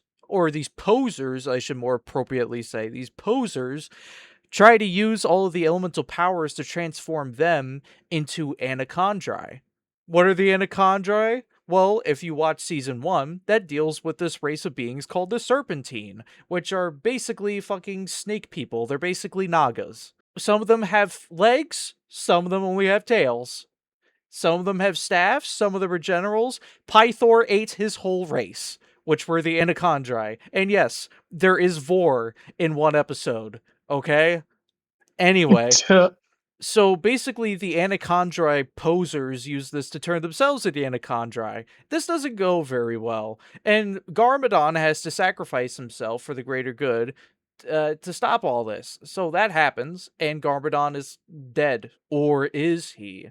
Because as the show goes on, we also have something that deals with like Jin, and then there's the time travel one, and then the time travel one leads into like the soft reboot, which is like Garmadon's coming back, but it's his evil version. It's only his evil version. And then that goes on for like the next couple of seasons. And then we get introduced to like Oni and ancient dragons and all this other stuff that I'm not too familiar with. But the show went on for, I think, a little too long, and I don't even know now where the show's going. All I know is that one of the last seasons had a poster that was in the style of Avengers Endgame. And yeah, I'm kind of lost now when it comes to Ninjago. I don't even know where the show's fucking going anymore. Like, really, you got desperate to bring Garmadon back? Probably because he's a fan favorite. Don't get me wrong, he's my guy. But, like, really? You couldn't think of anything else? I mean, eventually they brought the snakes back, but they made them very zesty and fruity. And a furry artist, or scaly artist in this case, most definitely designed them. Like, hold on, let me try to find a picture of the fucking serpentine. Well, show me the originals, which I guess I'll send a fucking picture of them and like an advertisement here. Here's what they originally looked like. The OGs. And I think this is what they look like now. Lame design. Yeah, like that's the snake up in the corner, and I I guess they exist. Okay, that's a thing. Boring. Yeah, it's like I'm at a loss for words. I don't even know what's happening anymore. But yeah, so Ninjago was definitely that one show where I was hooked on phonics for it, but until I like lost the trail. Cartoon Network definitely didn't help with that, either because they like didn't want to air it in my region. I mean, that could be the case. That's sometimes the case for some of us who live in different regions of the country, where it's like it doesn't air in this particular part of the country for whatever fucking reason. I guess like syndication rights, stuff like that. I guess But I've never ever heard of that concept. I've always heard it for like, oh, because they don't air it in this country, not so much like region. That's kind of interesting. yeah, I think I've talked about it before on the podcast, how syndication works around the country at one point. Other than like Ninjago, the only other shows that I think I like caught up with were like Star Wars: The Clone Wars, especially around season 3 and 4, which I think were like the peak of that show. Season 4 especially, where that was the season where Darth Maul came back. I think the Mortis arc happened in that one. The prison arc Right. happened. There was a the cube, the bounty hunter one, where Obi-Wan Kenobi has to go in disguise as Reiko The Hardin. Batman. Yeah. Yeah, that was there. I know that in the Star Wars episode I kind of shit on Clone Wars a little bit, but like I said, there's some goated stuff. There's some good stuff that was in that season. Arguably the best Right. of the show, in my opinion. Caught up with that. That's one that I focused on a lot, especially when it came to Netflix, and then I got to binge it when there was only 6 seasons at the time.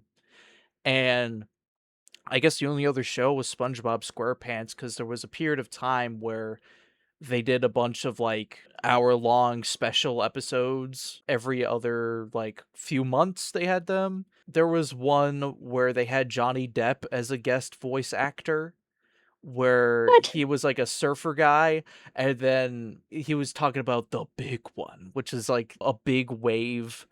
And I definitely remember watching that. I even remember my mom being a little hyped for that, because Johnny Depp was like Captain Jack Sparrow, and I was like, oh wow, Johnny Depp, SpongeBob, gotta watch this shit. The Atlantis special, that one Alex and I remember fondly. That one had a video game tie-in as well. I know that. That was a good one for me. And there was a bunch of others around that time. One episode I remember in particular about SpongeBob was right before Mako passed away. The voice actor for Iroh, he lent his voice to an episode of SpongeBob, which was the Karate Island episode, where Sandy dresses up as fucking Kill Bill, like same outfit and everything, and goes through a tower of challenges all the way up until she faces Mako, or Mako's character, on top of the tower. And for a while, they had like a in memory of Mako thing at the end of the episode, which as a kid, I didn't really get. Like, I was like, I don't know who this guy is. Why is he on my screen? But like thinking about it, like I thought about it like many weeks ago, because there's that one dedication of Mako in Avatar, and thinking about the Karate Island episode, I was like, oh, I get it now. That's sad. Yeah, those are basically like the 3 shows that I really like kept up with. I guess for a brief period there was also Fairly Odd Parents with their stuff. Like when they introduced Poof into the mix with fucking gross ass Mpreg with Cosmo, and that shit, that definitely disturbed me as a kid, especially when he got his mood swings and fucking cravings, and I was like, dear God, what the It hell am was. I watching? It's kind of funny that stuff came from Butch Hartman, who is like such a very Christian man, or family man.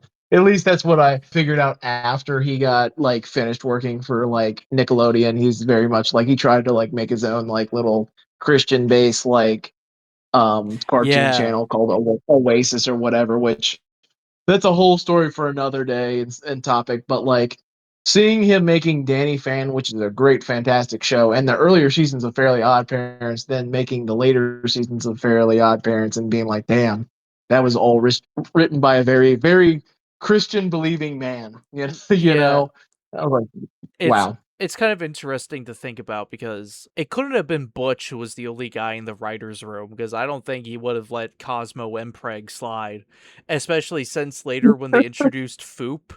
Like, the anti-fairies are supposed to be the opposite, right? So it's like Wanda's opposite was the one who got pregnant. And then Right. Foop, who's a cube, as opposed to Poof, who's a ball, came out of that, I guess. But like, honestly, when it Oop. came to some of the later specials for Fairly Odd Parents, it didn't compare to like the Timmy Jimmy Power Hour, the crossover with fucking Jimmy Neutron, nor does it compare to the special episodes with like the Darkness, where a giant fucking black hole creature is consuming all of space and is consuming all the stars, eats all of fairy world, tries to eat the earth, but then Timmy Turner, paired up with this like poser, uses the power of fucking rock and roll to destroy the darkness. And there's a whole trilogy for this. There's literally one where they parody Star Wars and they bring in that Yeah. Darth Vader parody character to be part of the team. And I was like, Yeah. wow, this is great. I think they also brought on the Crimson Chin. I don't remember, but it's been so long since Yeah. I've seen those. But I remember watching those and be like, oh, fuck yeah. Hour-long special. Let's go. Or Channel Chasers. That was a good one That too. was a great one. That was like, I'm pretty sure, wasn't that like supposed to be the finale of the series? Like, that was Yeah, supposed to the be their original. SpongeBob movie. Yeah, because I think like Fairly Odd Parents almost got the axe like 2 or 3 times from Butch Hartman, as Butch Hartman would say, or Ed like did in an interview. He was like, yeah, they were like 1 minute like, yeah, this is gonna be the final, and they would like bring him back into the conference and be like, hey, could you make another season for us? And it'd be like they do another season, and they'd be like, okay, this is it. Bye bye. And then they bring him back in the conference room and they'd be like, actually, we want you for another season. And he'd be like, fuck, Yeah, okay. it's like the ratings did really well, our money's going up. Can you do another? Here's a Yeah. dog. The I would seasons are I gone would down. I do believe if SpongeBob ever had faltered in its viewership, I think like Fairly Odd Parents would have become their flagship TV series, in my opinion. I think it kind of was for a while. I think there was a period in time where Fairly Odd Parents was the more watched show, considering all of the specials that they did. Like, honestly, I know that some people may or may not like those SpongeBob episodes, but the amount that they made to try, I guess, to like compete with Fairly Odd Parents is pretty insane. That's just an observation of mine. Is like Fairly Odd Parents definitely like lasted a long time, and it's still being milked by Nickelodeon. Not only did they do those live action movies with Drake Bell, but they Yeah. also remember the Christmas one? Yeah, I remember the Christmas one. Yeah, they did those, and they also did that live action series on like Paramount Plus, which exists, I guess. Yeah.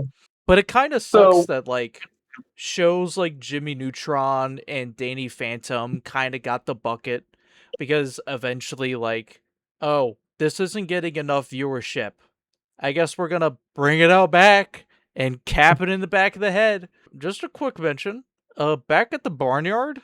So that show was definitely gross from what I remember.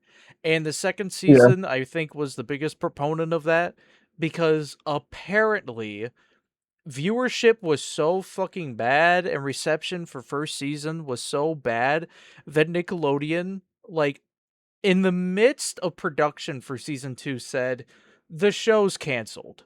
And Bob Odenkirk's team, Dang. Bob Odenkirk being like the creator of Jimmy Neutron and director and producer of a lot of other Nickelodeon content, his team was basically like, okay, we'll do whatever the fuck we want for season 2 then. What are they gonna do? Cancel the show? They already did that. And that's why fucking season 2 of Back at the Barnyard is so fucking insane. That's interesting. I think Back in the Barnyard was also the second example of like Nickelodeon funding a movie first and then creating a show from movie, because usually it's the other way around where like it's like, okay, let's make a cartoon, see if there's interest, and then it might get a movie. But Jimmy Neutron was like the first. I think Gina was watching this episode with me on the couch, or like Yup. Jimmy Neutron was one of the first like cartoons to use like 3D animation or whatever, or models for like a cartoon, right? And because of how expensive that. Okay, yeah, I know that's probably like, oh yeah, there's Toy Story or whatever, but like, well, I immediately thought about Beast Wars and that one Canadian show that we talked about in the Disney episode, I think. Yeah, but from back in the 90s. okay. But like in more modern times, but Yes. like basically what the idea was is that like if we make a movie, we make all these different assets and we can reuse it for the show. So it's like we already got this upfront cost, but it's also not a loss to us if we make a show first. And basically that's what happened. Yeah. I think that was probably the same like concept that they try to do with like Back in the Barnyard. It's like, okay, we have all these like animated characters and background assets and stuff like that, so we can like just port it over because we had such success with Jimmy Neutron. We could probably do the same with Back in the Barnyard, but I guess not. Yeah, but So it's kind of strange because it's like when you go from Jimmy Neutron Boy Genius the movie, you know, the competing title for the first ever best animated feature film award, with the competition being Shrek and Monsters Inc. Like right, that was brutal since Shrek 1. When you go from the movie to the show, it's like nothing's really changed in terms of characterization. Like Jimmy's still the right, same, Sheen is still the same, Carl, you know, etc. With yeah, Barnyard, it was such a whiplash going from the movie to the show, because it's like Otis is not the same. His love interest is a completely different character and is practically a southern hick girl. Yeah, the personalities have completely. I think the only character that wasn't different was fucking Pig. I think he was like the same character pretty much, mm, just with added viewer mail and internal combustion added in there for him. Yeah, it was quite the whiplash. But yeah, that's me. I know that right now in my mind, I have a show that I want to tear to fucking shreds. But I guess we'll save that for a topic. I guess for like shows that we had despised, I guess, as kids. right. But what um other topics y'all got? Gino, is there anything you would love to talk about, because I feel like you haven't gotten much of a chance to talk? Mm. Yeah, guys, good. Um, hmm. Philip, what do you think about, getting into, I don't know, I guess it depends in what direction we really want to go in here. I know last night when we were just chatting, or the day before, whenever it was, we were talking about how like the different representation of different, I guess, races on the different channels. And Uh-huh. I guess not even any just opinions about it at all or anything like that, but just the observation of the different like patterns that were there. Like it seemed that different groups of people were represented or not on the different channels. Like with Disney, it seemed to be more African American representation. And then I think you were saying how on Cartoon Network or Nickelodeon, I can't remember which one, there was more like Hispanic representation. Like with like Disney had, Oh That's yeah, So yeah, Raven yeah. and stuff like that. I, Um, I do feel that like that there for a while they had like, because I could probably name like two or three shows that there was like, ah yes, the white boy, the white girl, and the black kid, or the yeah. black boy, like fucking Ned's Declassified School Survival Guide, or Danny Phantom, the eco goth white girl, the just normal nerdy. Well, I guess he wasn't nerdy, but like average kind of loser white boy, and then there's the nerdy black kid. There's another show that was exactly like that. I can't think of it off the top of my head, but I'm sure that there was another one. But yeah, continue. On that point, actually, with the different, where it was like a lot of different people were represented all in one show, I think like Jesse was very much like that, because the whole family, like the parents, as far as I remember, were white, and then Emma was white, and so was Luke. But then they also had Ravi, who was Indian, and then they had Zuri, who was African American. And I know that Jesse is kind of one of those shows. Now, again, I'm trying not to see it through a kind of biased light, because I never have been a fan of Jesse. I always thought it was kind of too dramatic, and it wasn't very relatable to me. So I kind of had to work a little extra hard to find it even funny. But it's like the family in Jesse, the main family, obviously the parents are wealthy enough where they live in this penthouse, and they have, their butler, and the kids just kind of run around, and they're a little bit wild, not anything I think too terrible, but like I think the whole reason that they hired Jesse to be their nanny in the first place was because like they needed someone kind of to wrangle the kids a little bit and connect with them while the parents were out doing whatever it is that they had to do. And, Jessie comes in with her, I'm from Texas, and I lived on an army base, and you got to follow my rules and blah, blah, blah, all sassy. And then the kids are like kind of giving her a run for her money. And that's supposed to be funny. And to me, it kind of wasn't. But anyway, What if like, what if what if the parents were just swingers and they were just trying to leave their kids so they could go to swinger parties? Oh my honestly, god. that would have been more interesting. I would have liked to see that content. Jesse, I And actually I never see my parents' keys. Yeah, actually that's why they have what's the Indian kid's name again? Robbie. Robbie. Yeah, that's why they have Robbie, because there was a mishap on one of the swinger parties, and their parent, the mom, got pregnant. Is that how the lizard came into his life? Yeah. Oh my god, Mr. Oh, Kipling. oh my God, the butler's actually secretly one of the swingers too. He's in the know about it. God, No, he likes what was his blonde. name? Oh, Bertram. Bertram the butler. Yeah, I don't know, but it's like the whole idea of the family, I think, if I had to look at it through a semi, what am I trying to say? Oh, Aw, on my queen shit. Oh, Bertram. Look at the Tito's bottle. Yes. What a guy. Like, Um, like the whole point of the family, I think, being that representative, I think it was definitely a more modern take. Oh my god, Liam, you're gonna kill me. I'm sorry. It's just I You're came gonna back to kill you me with talking these about Jesse gorgeous pictures of and Bertram. and my sisters and I love to talk about Bertram. So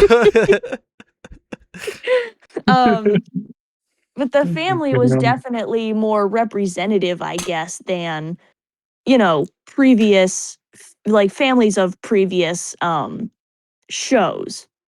Even when it comes to That's So Raven. Now, I don't remember That's So Raven very, very well, just because I think you guys were right when you were saying earlier that was very early on Disney live action. Like, that was, I think me being born was probably smack dab in the middle of That's So Raven being very popular, or maybe ooh, getting very popular. Um, 2003.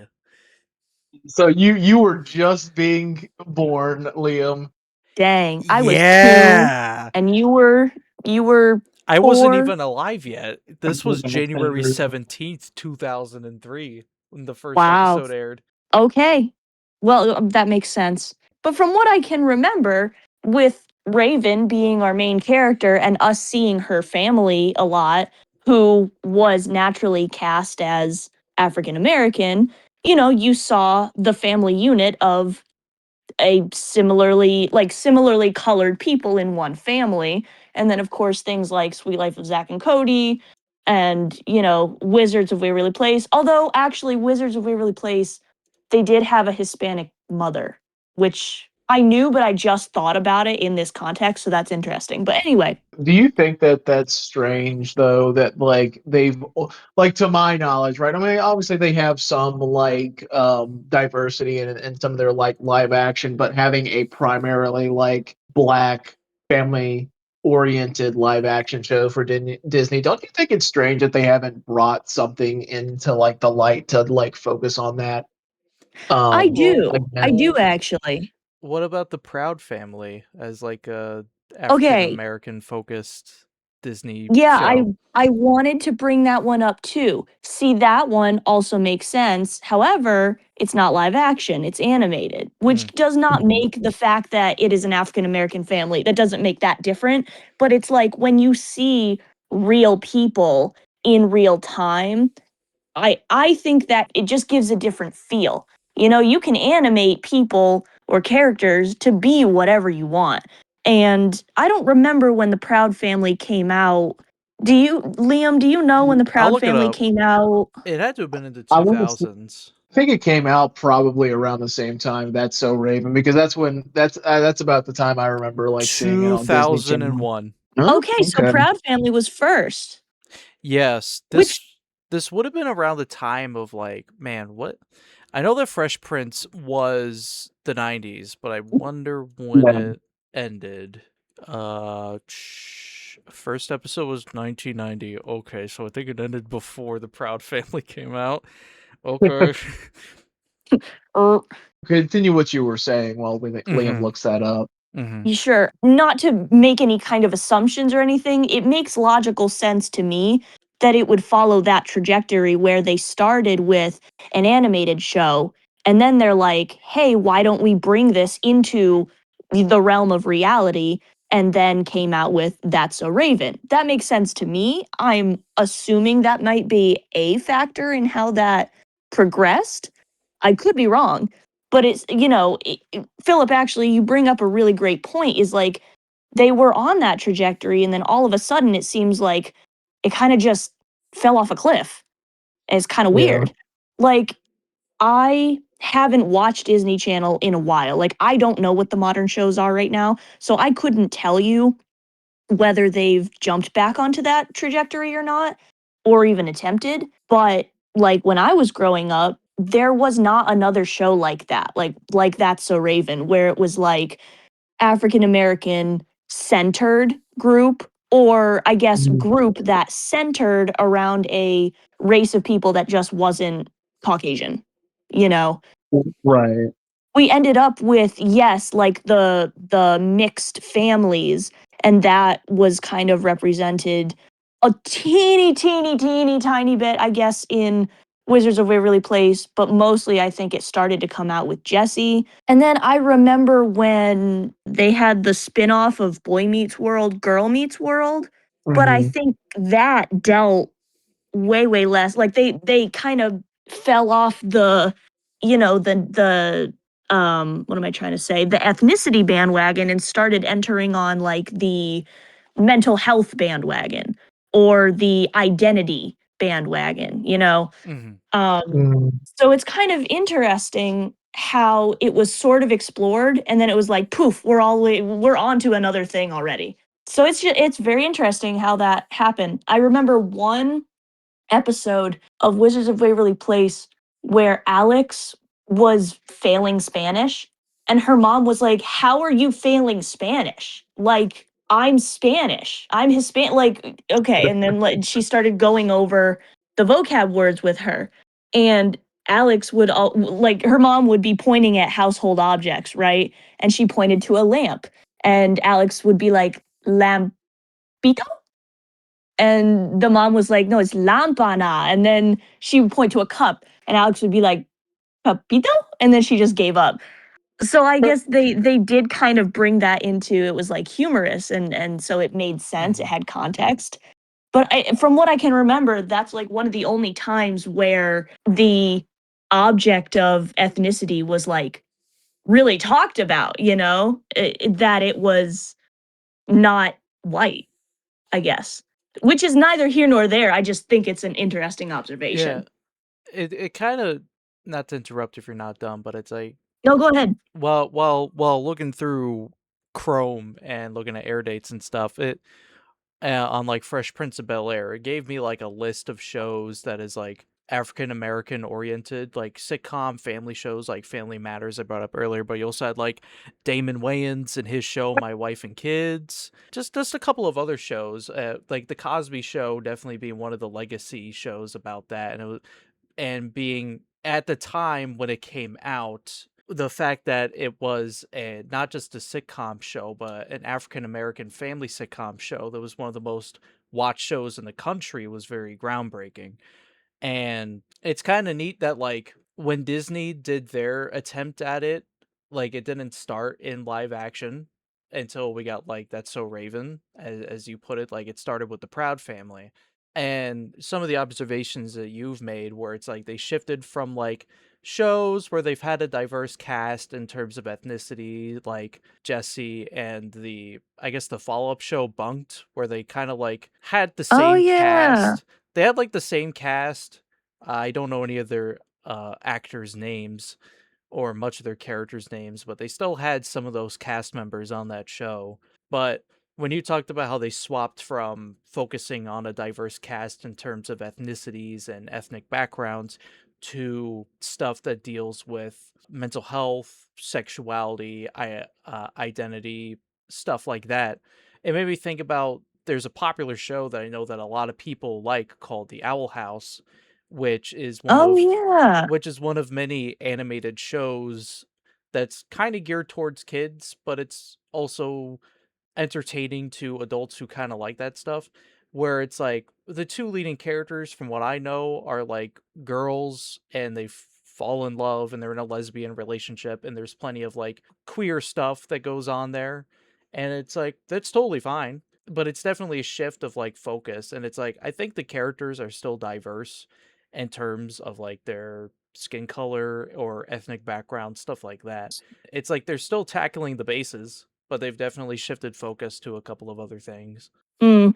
I definitely think that also there are other plays and factor here with this type of stuff. Like obviously, like the shift in like what's going on in society nowadays and stuff like that, where it's just like, oh, we have such a much more focus like in now in like probably in the last like 10 years, like gender identity, mental health, those are two big topics that have like shaped the way that like live action has been presented or topics that are presented, right? And also you see a lot of families who are multiculturally diverse, like in the United States, there's been a lot more just like immigration in the times and a lot more of just like mixing of culture. I mean, there's always been a mixing of culture in the United States. We are a melting pot, right? But like you think a lot about it more now and like you see like more people of different like nationalities and faiths and stuff like that being mixed in. So like obviously you need to like have like a cast that is also multicultural or multi-religious or something like that, right? So I get that. I also feel like maybe why they shifted away from like I don't know having like a African American like central live action maybe because of like viewership. Maybe they did like a focus group where maybe it was more like Caucasian kids watching a Disney Channel comparatively to African American kids. You know what I mean?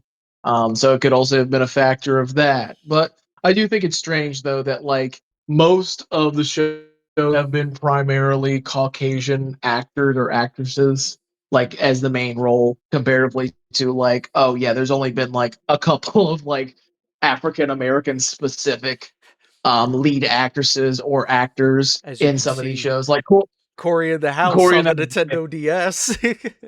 I did not yeah. know that was a DS game. That's Oh, crazy. it has a 100 on Metacritic. It is the highest rated video game of all time on Metacritic. Gina, Okay. we about to go down to the video game store to look for Corey in the house on the DS. Yeah, But, it's very notorious, but like that's an example that I can think of. It's not a show that I watch, but it's a show that I'm aware of, Cory in the House. yeah. Yeah. Yeah, But if I you didn't want to know watch that one much. but if you want to know my favorite African American led show, it's called The Boondocks. That's Oh my god. Oh lordy, I'm back, ladies and gentlemen. Uncle Ruckus is back on the Bricked Up Podcast. Oh my God, we gotta have him on the podcast. Oh no. Oh lordy, rest in peace, John Witherspoon. Oh, Gina, you don't need to be talking about them black folk on this here white On this here white man's podcast. God, I love the white man and his Bricked Up Podcast. Bless him. God has blessed him with a white skin. Oh my lord. Yeah. Well, there went the podcast episode. Thank you, everybody. We've been canceled. We're about to be canceled. Bye, everybody.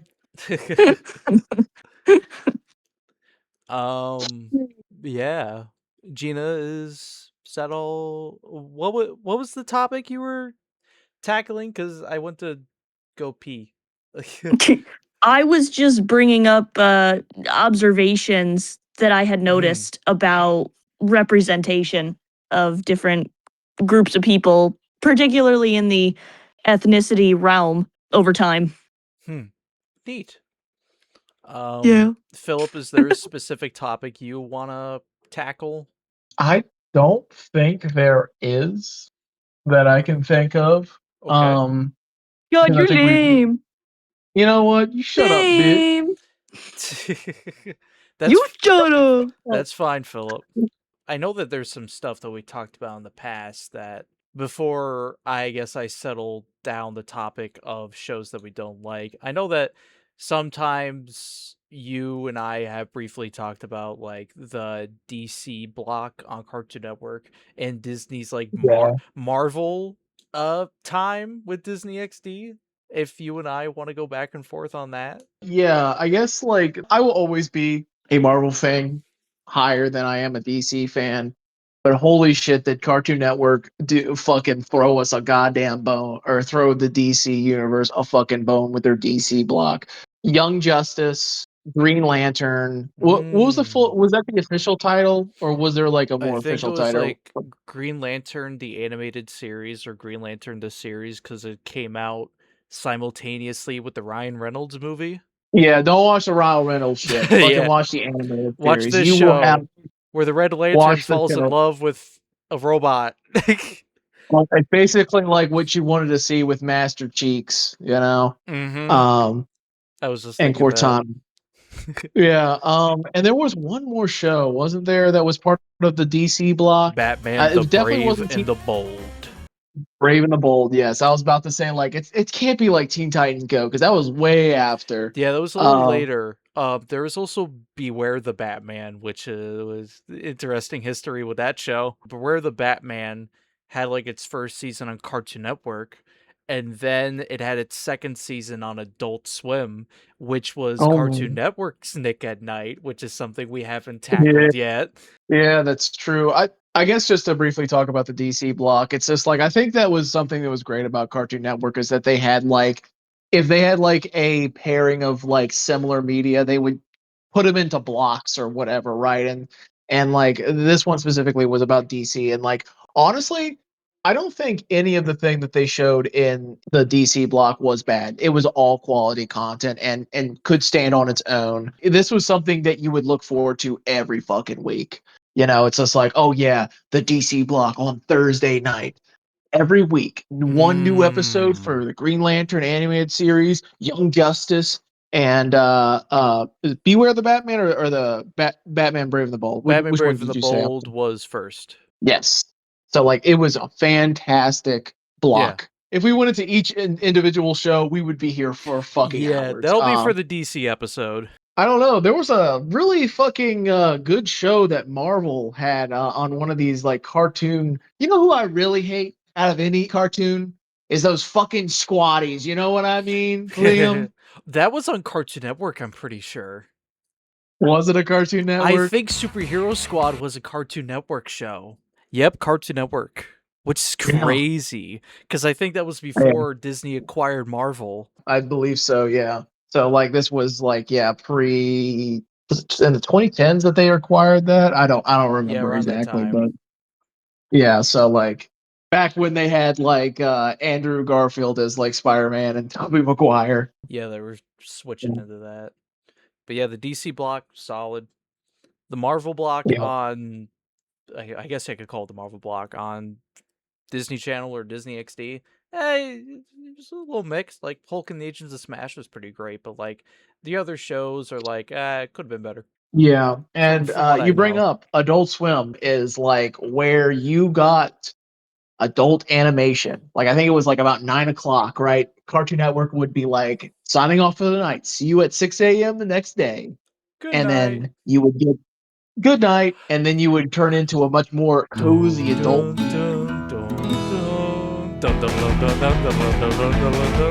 Immediately was fucking King of the Yeah, Hill. it was King of the Hill, usually either Family Guy or American Dad when they acquired it, and then it would get into much more adult content, which was like Boondocks, Robot what Chicken. was Venture Brothers, Metalocalypse, Aqua Teen Hunger Force. You could probably say this was when before YouTube was a really big thing. This is where indie animation got its like if you wanted it on live TV, this is where your independent animators got to do their thing. You know what I Yeah. mean? Because you also had like fucking like shit like Drinky Crow and 8 Ounce Mouse and home movies, which are just like shittily drawn and animated fucking shows, but they're just so fucking stupid that like Adult Swim's like, we don't give a fuck. Yeah, like who like we'll put you at like fucking 12 a.m. when no one's fucking awake, but no one's gonna give a fuck, you know? Usually who's up is the people who are like smoking weed, drunk as hell, or partying, or fucking just getting off their night shift. Truly, this is like the time when it's just like these were the experimental years. Because like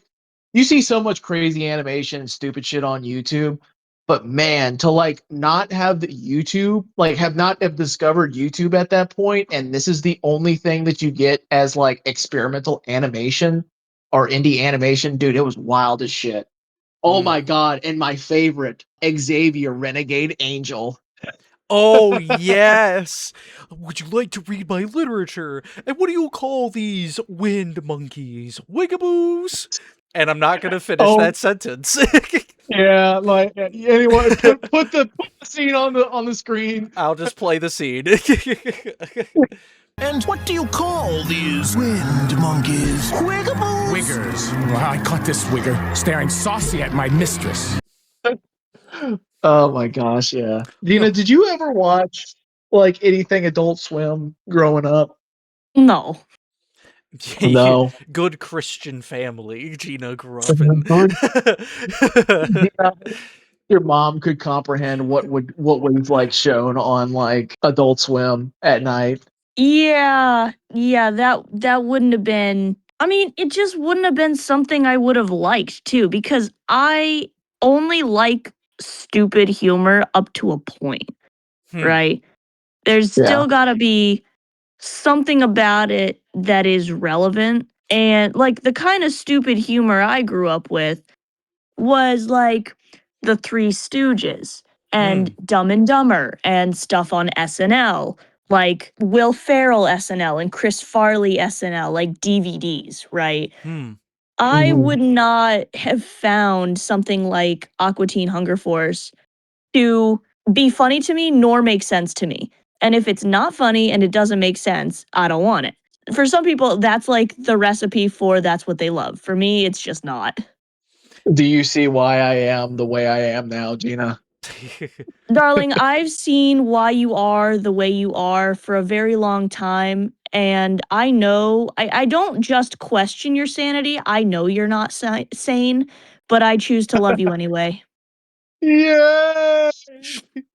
Okay, two things. One, Gina, I think because my experience with King of the Hill is like I haven't watched the whole show, but when I did catch it on Adult Swim, it was like I didn't view it as a comedy, but I certainly found it as a very intriguing show.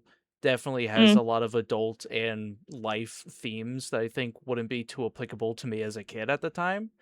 But Mm. still, I found it as like an adult show to still be like, at least in the episodes that I watched, it was like, I guess it would be like your kid could watch this, but he's not going to understand the deeper meanings behind certain things that deal with Hank or other characters in the show. But I feel like that would be a show that you would very much like, Gina, as sort of an animated adult show that more or less tackles the things of adult life rather than being a comedy like Family Guy or Bob's Burgers or South Park or stuff like that. Yeah, I will say in the few clips of King of the Hill that I have seen so far, whether that has been from actually watching an episode with you, Philip, or just like seeing any kind of commercial or like an ad on TikTok or something for some reason, I definitely get that feel of that it does deal with some grown up issues. And I do think you're right, Liam. I think now, at the point that I'm at the age I'm at, I think it would make a lot of sense. And I think that there would be some themes that I could probably connect with. Mm. I will say, I know that like one theme that a certain number of shows, not even just, like Disney Channel or Cartoon Network or Nickelodeon, but like older shows for adults, like going all the way back to I Love Lucy or something like Golden Girls or anything like that, where it's supposed to be humorous, but they make fun kind of like the dynamics of the family, especially when it comes to the women, like the role that women have been expected to play throughout the years, or even the role that men are expected to play throughout the you like kind of making fun of stereotypes has never been my jam. And I think that's why I stay away a lot from well, okay, I don't want to say that actually. Like there's a certain humor that comes with stereotyping that can be a little bit funny, but it's like what am I trying to say? Like things in a like an Adam Sandler movie. To me, that can be funny. But when it's like the joke is that a man is having like weaponized incompetence, right? And he's using it against his wife. And this is supposed to be funny to the audience. But in real life, if this was the situation, the wife would just feel very invalidated and unheard and frustrated. And that would be the kind of relationship where 5 more years down the line, they're getting, tired of this dynamic and she asks for a divorce and he gets upset and he eventually gets out of this divorce saying she was the devil the whole time, like that, those kinds of dynamics that should be treated with a little more seriousness.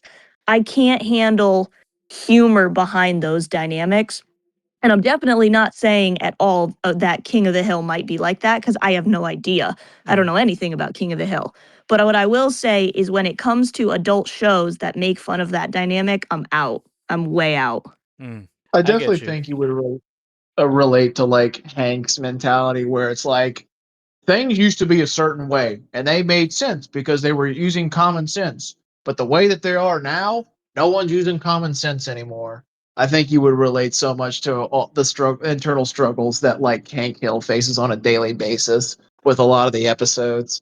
Okay, I'll have to give it a shot. Yeah, they did like a couple of new seasons recently, seasons like 14 and 15. So the show's been going on for a while, but the main stretch of episodes are pretty good. The second thing, while I was on the Superhero Squad Google page, Philip, I see that Joseph Capelli's first voice actor, David Boat, voices Thor.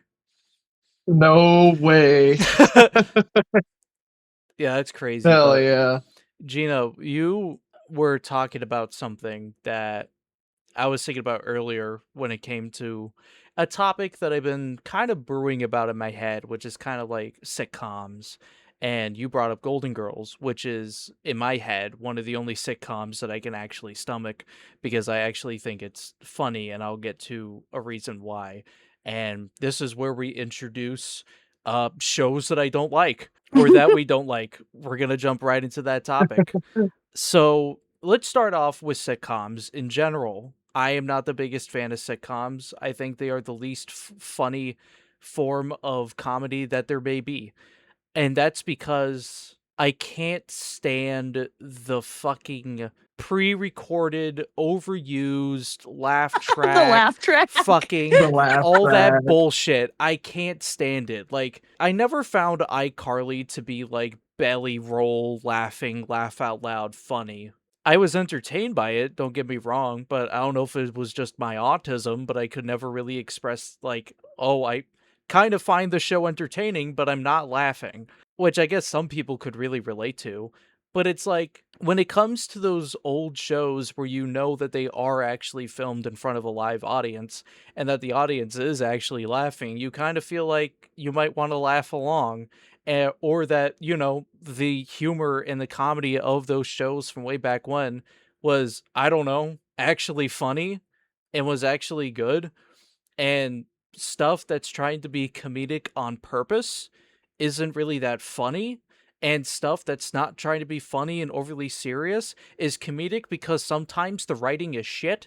So yeah, I really don't care much for sitcoms, and it kind of like sickened me to my stomach at a certain point where the bulk of the shows that you saw on Disney or Nickelodeon that at the very least my sisters were watching was just nothing but like sitcoms and more sitcoms and sitcoms, and this is where our budgets are going. Sitcoms and sitcoms galore. Dan Schneider's got to make another fucking sitcom. What is it about? Well, it's about this haunted apartment where a black guy and his son are ghosts and they're trying to coexist with with this other family. I don't know if that's a neat idea. Definitely doesn't work as a comedy or a sitcom. I don't know what's funny about it. I just really didn't get it. On a personal level, I don't have the best of times trying to emotionally get attached to characters. Like, that's just something that I don't do. And again, I don't know if that's just because of my autism or anything like that, but I definitely have a tough time connecting with characters. And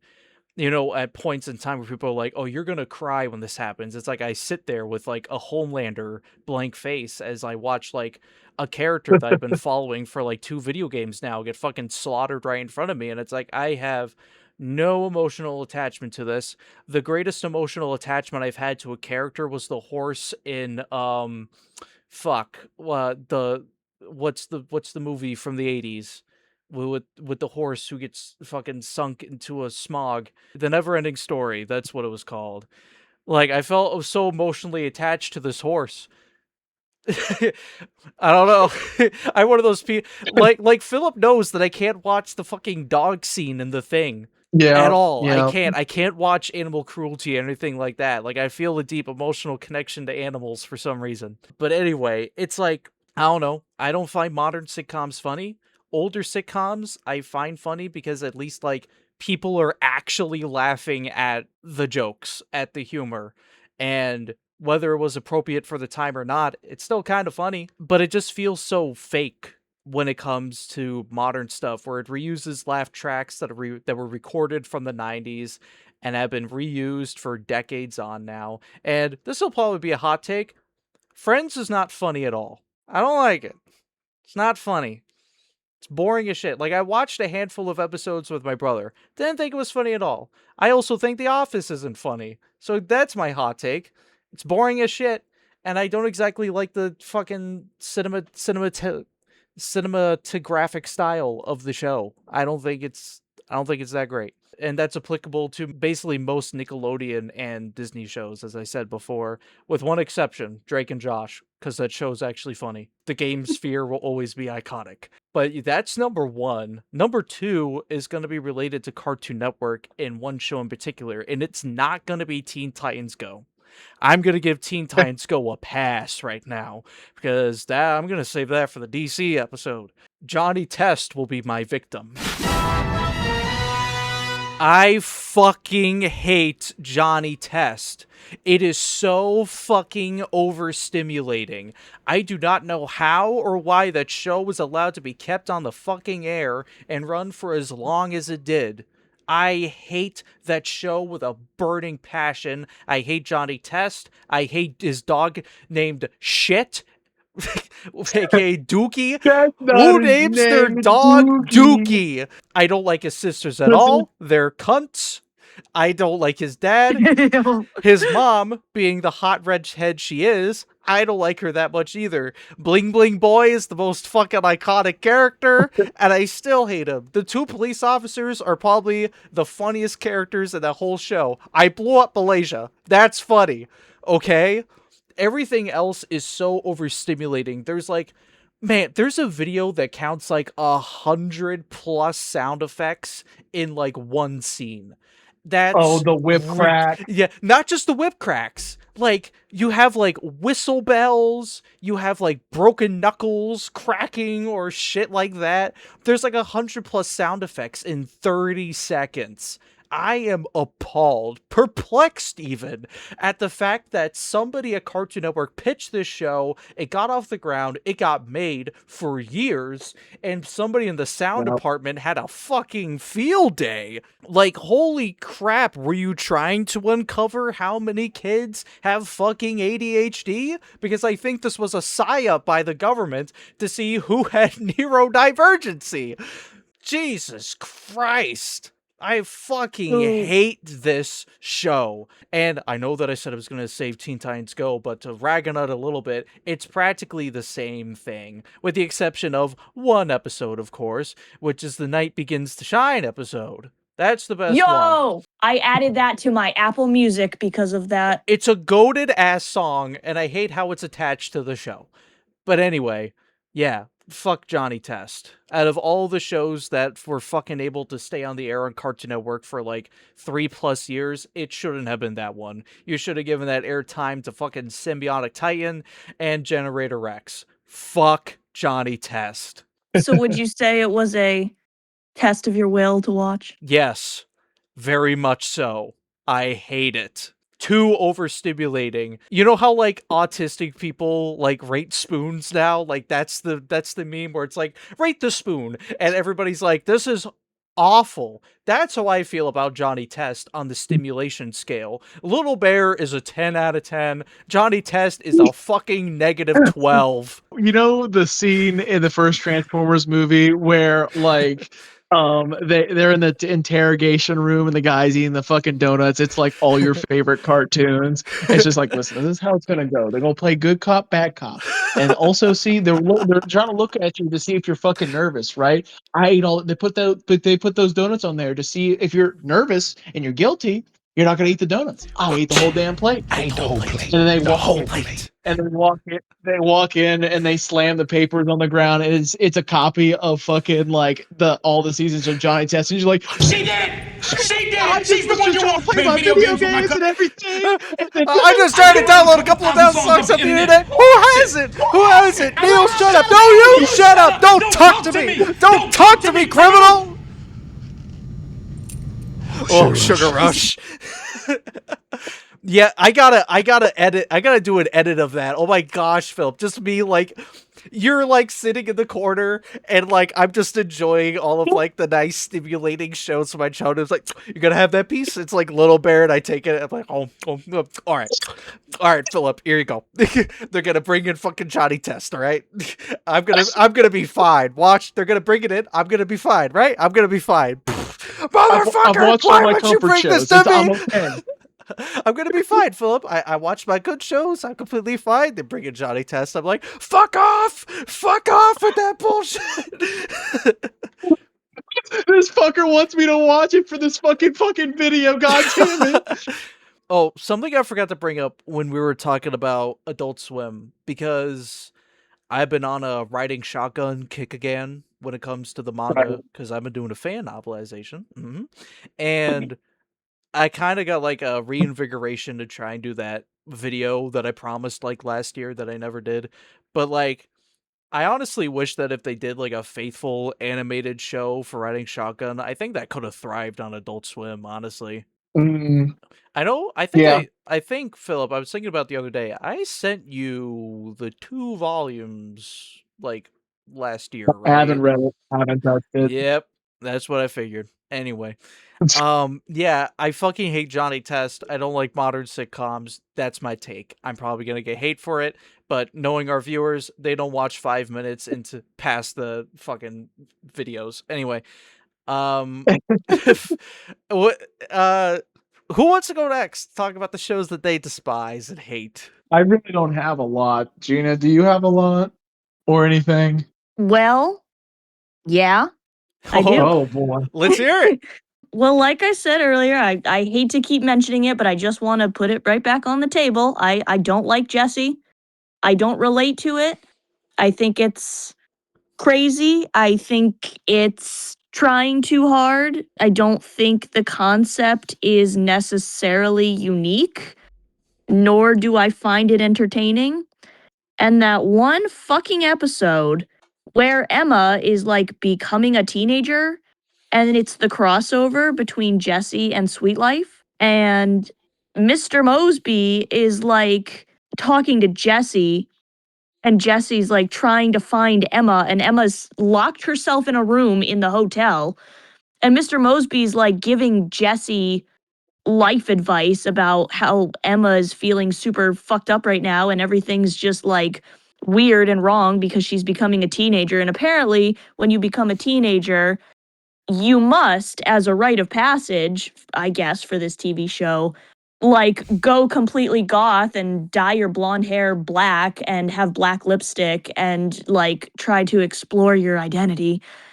And Damn. I just Jeez. found it really cringy and stupid. And I was like, I know you're trying to be funny, but it's not always, and I think it might be mostly not anywhere this dramatic.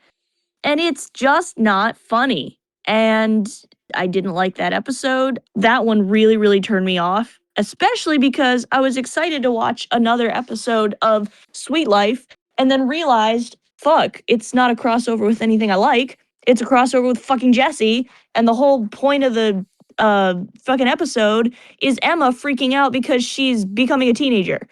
And I'm like, this is not what I signed up for. So there's that. I do not like Girl Meets World. It's just another one of those things where everything is dramatic and things don't have to be that dramatic. And it entered into that era where, in my personal opinion, Disney adults and Disney parents Oh boy. became not funny. Like, because they became dramatic. You know what? Actually, it might have started kind of with Good Luck Charlie. I don't hate Good Luck Charlie, but I certainly don't like Good Luck Charlie. That era kind of started where the parents are trying to be goofy, but it's just not goofy. It's just stupid. And like doesn't make me look up to them as a parent. Doesn't make me see them as a parent and or an adult. Like the Disney adults that I watched growing up, like Wizards of Waverly Place. Yes, Alex Russo's dad was really goofy, and there were times when he would forget stuff and he'd be kind of just a goofy guy with whatever's going on kind of being out of his hands. But at the end of the day, he knew how to talk to his children, and eventually they all came back together to be father and children. It wasn't like, oh, I'm trying to be your buddies.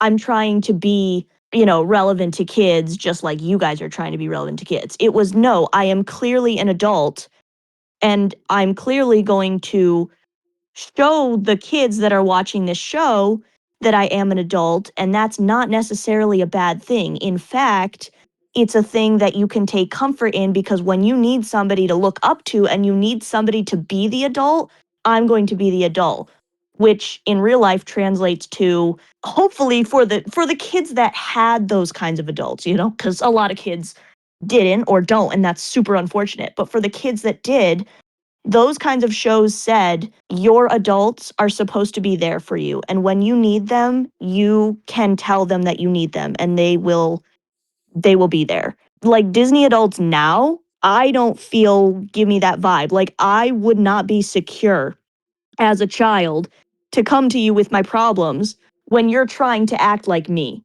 when you're trying to be relevant to kids my age. That doesn't make sense to me. And parents like the parents in Jessie and the parents in Girl Meets World, I just did not like it. It didn't give me the vibe like, oh, you're a parent. I can see you as someone to not only confide in, but to trust with a situation when I just don't know what to do and I need somebody that has been around the block more than I have because I'm just a kid, you know? I need an adult. So that whole dynamic, I just cannot deal with. It annoys the fuck out of me. I won't lie. When you were talking about like Disney adults, I thought you were talking about the actual grown ass people that go to Yeah, that's what Disneyland I and thought then at first. No, sorry.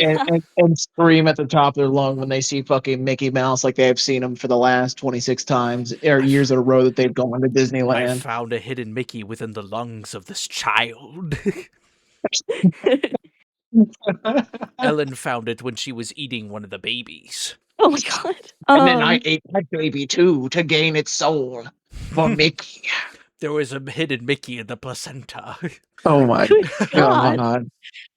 Um, but so that, and then I'll say a couple more, and then I guess I'll be done. But I have to say, I cannot agree with you, Liam, about Friends, and the reason why is because I find expressions funny. I Okay. find like everybody has their own set of, hand gestures, facial expressions, vocalizations, and I love how those are attributed to each one of them. And I love how you can kind of know what to expect when a certain character enters a situation and you can be like, oh my God, he's going to do the thing, because you know what they're probably like the nature of what they're going to do. Like that is funny to me. I can understand why, other people that don't find that funny would not find Friends funny because that is a lot of what makes up Friends. Mm. But that's for me. It's the same reason why Seinfeld is kind of funny to me. I will agree with you on the laugh tracks, like the pre recorded laugh tracks. Don't like those. Too corny. Just like if you can't get a real audience to laugh at your show, it shouldn't be on. Yeah. Like, I'm just saying. And I also don't enjoy The Office. It's very dry humor. Dry humor is not my thing. And I feel like everybody in that show just it's like it's literally just a series of unfortunate events, but a live action Yeah. show. Everybody's just kind of unhappy for some reason, and I don't enjoy watching that. So I agree with you on that one. So I guess I like remember. oh, Oh, sorry. So- I was just gonna say quick. okay. Never mind. You go ahead. You go All right. first. Because my response to Gina is that's perfectly fine with Friends. With me, it's like dry humor. To me, it's like it could work on me, but it depends. If it's like British dry humor, absolutely. Like, I'm sure that the original UK Office might be fucking hilarious to me. I know that like Top Gear has a live audience segment at different points of the show, but there are also other points where they don't, where they're out in the field doing work and, being British and shit. And sometimes it's dry humor and it's pretty funny. The Monty Python films, I think, are pretty comedic, pretty funny, especially Holy Grail. And Yep. it does have some moments where it's like this is supposed to be funny, but then there's the dry humor stuff where it's all performance slapstick stuff like that, and I very much enjoy that, how it's like you have to pay attention to certain things. That's where the comedy is held. Like when they're at Swamp Castle and the prince is trying to escape and nobody's paying attention to him and he ends up falling and potentially dying. That's funny. I think that's fucking hilarious. And I think it might just be I don't want to say it's a misconception, but it might be that dry humor doesn't work on Americans. It can, but it works on a select few like myself. When it comes to Americans purposely trying to do dry humor, I think that's where it kind of falters. And there are more shows outside of The Office that tackle that, like Parks and Rec is a show that I know. Ron Swanson's on that. He's the voice of Middlebeard in the Lego movie. I've seen my dad watch that show. He's laughed at it before, so I guess he likes it. I don't know if I would like it. I haven't watched it all the way through, but it's like it's basically made in the same way as The Office, but where The Office never made me laugh, I feel like if I watch Parks and Rec or similar shows to that, I probably wouldn't laugh. Like maybe I'd find myself entertained by the characters, but I don't know, like when I was showing some of The Office in like my film class by like friends who were like, let's watch an episode of The Office. I was like, okay, here we go. And it's like, I don't know, I just didn't really find it funny. Some of the memes I think are a little funny. Like it's called hentai and it's art is probably my favorite. It's really funny to me because it's played up so fucking straight. But outside of that, it's like, I don't know. Just Americans' attempted dry humor is not that well done. Mm. But yeah, Philip, what do you hate? You have to Well, pick a show. I feel like I will be the guy who fucking rags on Teen Titans Go. I Go think it's a ahead. complete bastardization of like what we got, the original. Folks, I feel like the age demographic that watches the podcast probably is old enough to have seen at least a few episodes of the original Teen Titans. But if you have not, do not waste your fucking time on Teen Titans Go. I get it. It might be for a new generation of kids, but like Gina, you know how sometimes you get frustrated at my toilet humor or my Yes. silliness? Yeah. That I feel like I get to be in your shoes when I look at the toilet humor that comes out of fucking Teen Titans Go, and it frustrates me. It frustrates me because it's dumb as fuck, but it reminds me of how good the original is comparatively. Like serious DC characters. Well, I mean, these are well established characters. I mean, they've been in the comics for a long fucking time, Mhm. but like getting this newer era of them and like the storylines we get from them and like even some of like is it Tara Strong? Is it the blonde haired chickie that's in that? Tara Is that her name? Strong, hold on, Tara Strong voices Raven in that show. Yeah. Not Tara Strong. No, not her. It's Tara the Tara is Starfire, the redhead alien. no, no. I'm not talking about the voice actor. I'm talking about like the actual character. Her name's Tara, isn't it? Yeah, Like Starfire. That's her name, Tara. no, no, that's not her name. I'm pretty sure that's What the her fuck? name. No, with Starfire. No. There's this one chick in there. It's Slade's fucking like the girl that Slade like fucking basically like turns against the Teen Titans. The blonde haired chick who Isn't has the ability to doesn't levitate rocks and shit like that. doesn't Beast Boy have the hots for her? Yes. Okay, let me look that up then. Okay. Whoever that is, I like her. She's a cool character. I also like the struggles that each character like Yes, you are right. deals It's with. Tara. Fuck me. Yeah, fucker. You guys are so Uh, cute. Yeah, I know. Our fucking lover spats are getting worse and worse, and we're not Oh. getting a lot of maker Look, sex. I didn't watch the whole show. I watched like the first 2 episodes, and I was like, I don't think this is for me. But um, you go off, but yeah, Queen. I like the complexity of the original show. What we get is just like one-off poop humor fucking episodes. Like I'm trying to remember exactly which one episode is just like, oh my god, I think they like see a seagull or something like that, and they'll just like, look everybody, a seagull, and then they just Oh fucking run after yeah. it. Or oh my god, my favorite episode is when they make fun of everybody who's making fun of the show, and it's like they do like, yeah, there's a bunch of fucking haters out there, and we're gonna make a song about it, and like you guys are a bunch of dummies. We're not making it for you. We're making it for these younger kids. Well, you're fucking ruining these younger kids. Like even as a young kid at their age that I would have been watching the original Teen Titans, I liked it for its action. I liked it for its serious plot and the struggles each character fucking went through. What struggles do we fucking like get from these characters in Teen Titan Go?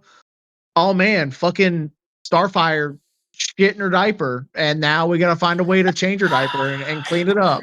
But Starfire decided to throw it against the fucking like wall, and then it grew into fucking Silky, and then fucking Killer Moth decided to show up to take Silky away.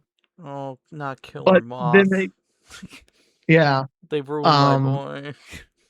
so terrible. I hate that shit. I think it's like, and you know what's even worse is that Cartoon Network doubled down on Teen Titans Go before it ended. Like Cartoon Network, that's all that was aired on TV. Dude, Teen Titans Go, it got so like that was bad it. that there's a part in season 4 of Young Justice where, or maybe I think it's season 3, where Beast Boy's going through this like very in-depth character arc, and at one point he gets like brainwashed and gets sent into like the back of his mind or whatever, and there's literally a segment that's the animation style of Teen Titans Go, Oh and I God. groaned and rolled my fucking eyes. I don't want Teen Titans Go to be anywhere near that fucking show. Like, I know that some people do or do not like the later seasons, or anything past season 1 of Young Justice, and it's like, I like season 3, and seeing that made me fucking groan. At least it was only for a little bit of time, and in that animation style, it was still played up a little serious, so at least I could forgive it for that. But still, the fact that it happened just fucking annoys me. So switching gears, you know what really, really fucking irks me is when like cartoons do like a baby-fied version of their characters, like for a Mm. season. I think the most recent like show to do that is Total Drama Rama Babies or whatever. Didn't watch it, so I can't say of how good or bad it was, but I think that's dumb as a fucking concept. Is that just like a bandwagon that a lot of shows and animation shows decided to like jump on? I mean, I guess in a way, I guess that concept has been around for a lot longer than we think because Yeah. we have The fucking Muppet Babies and the the Lo- Looney Tunes Lo- one. yeah, or like even Scooby Doo to an extent with a pup named Scooby Doo, even though they're not like babies, Babies, they yeah. are like they're like Children. preteens, or children. Yeah. So like I guess it's not necessarily a new concept, but I think it's just a dumb thing. It's like it'd be an interesting concept maybe if they were the first ones to do the concept, right? But like I don't think it adds anything. It doesn't it's not funny. It's not cool. Also, rounding back to Total Drama Island, I think it should have just been 2 seasons, the first Total Drama Island and then Total Drama Hollywood or whatever. The Action, like yeah. when World I think Tour, was not when it to, was you keep going. sorry. I think that's when it was peak. World Tour is okay, Mm. but I could have also lived without it. Well, Um I definitely, I did like World Tour. I liked the little musical segments and had. I liked how they went around the world and did a bunch of cool shit. But I can definitely see right. where you're coming from, and that like the first 2 seasons were pretty peak. Season 1 is probably my favorite. The rest of the show and like the spin-off stuff is like, I don't know. I don't know about that. I think this can be said by a lot of shows, especially animated shows. The first season, a lot of the time, will be the goated season. Second season can be a toss up. Sometimes it doesn't keep the momentum and it sucks balls. But sometimes it can also be good. But Hmm. then as it keeps going and keeps going and keeps going, a lot of the time it loses that original charm and it just gets worse and worse and worse. I Hmm. think like you're guaranteed maybe like the first 3 seasons to be great. Anything after that, dog shit. That's kind of how I view, or at least like many people, including myself, view Young Justice, where it's like season 1, goated, solid season. 2, not that great. Mm. Like the 5-year time jump between them would definitely hurt like the story I thought we were gonna see, since it was progressing a certain way. Season 3, I know that some people don't like it. I kind of liked it. I did like the new characters that were introduced into it, but I could see why people didn't like it. Season 4, Right. I didn't like at first, but in the concept of it was interesting, and it might not be the easiest to follow along because you jump from one interesting plot point that goes on for like 3 or 4 episodes and then to the next thing, and then it's like, okay, slow down there, buddy. But once you see when everything comes together in the end, it's like, okay, that was an interesting approach. But we haven't had a season 5 yet, so I can only imagine what they're doing. But still, some shit hasn't even been fucking resolved after 4 seasons, and that's what fucking pisses me off. Is like, the overarching villain of Young Justice is fucking what's his face, Caveman. I'll call him that because he literally comes from the caveman times. Caveman. He's been the overarching villain of the show since season 1, and he has this rivalry with Darkseid, and it's basically boiled down to now he's in control of War World and is threatening Apocalypse. And that goes on for like another 2 seasons after season 2, and they don't really do anything with it. And I'm just waiting for like the ultimate battle between Mr. Caveman and Darkseid, and it's just not happening. But then at the end, it's like, oh, you know who joins Darkseid? Mary Batson. You know, fucking what's her face from the Shazam shit. She's on Darkseid's side now. Okay, are you gonna do anything with Mr. Caveman and Darkseid in this season? No? What's the fucking point then? God, that really infuriated me about Young Justice, but that would definitely be saved more or less for the DC episode. More of my fucking problems with that show, but yeah. Anything else, Philip? Nope, I think that's it. Okay. Any other topics from either of you? I think I'm good. Covered I all the don't think grounds? there's anything else. Okay. I Yeah. agree. Before we leave, I have a couple more Bertram memes that I want to send. Oh my god.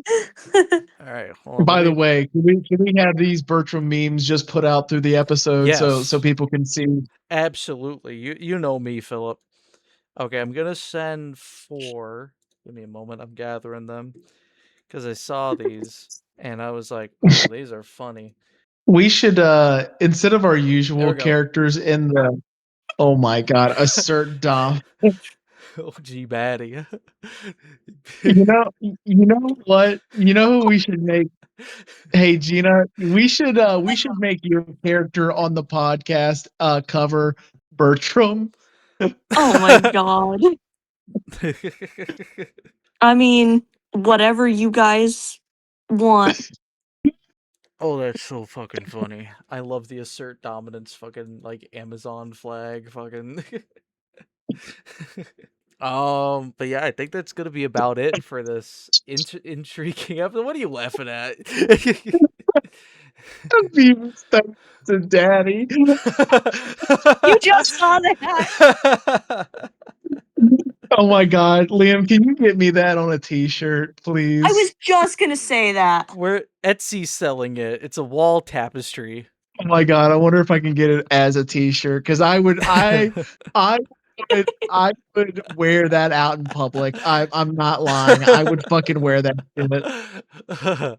But yeah, I think that's gonna be it for this intriguing episode. Philip, if I am correct, September is going to be a busy month for us because that's going to be our crunch month. That's going to be the month where we sit down and we do 4 episodes for the next 4 months. Yeah, this is anticipation for my peak season for my work. So you're gonna get some like you'll hear us like when they air, probably like 2, 3, 4 months from when they were originally recorded. So Yeah.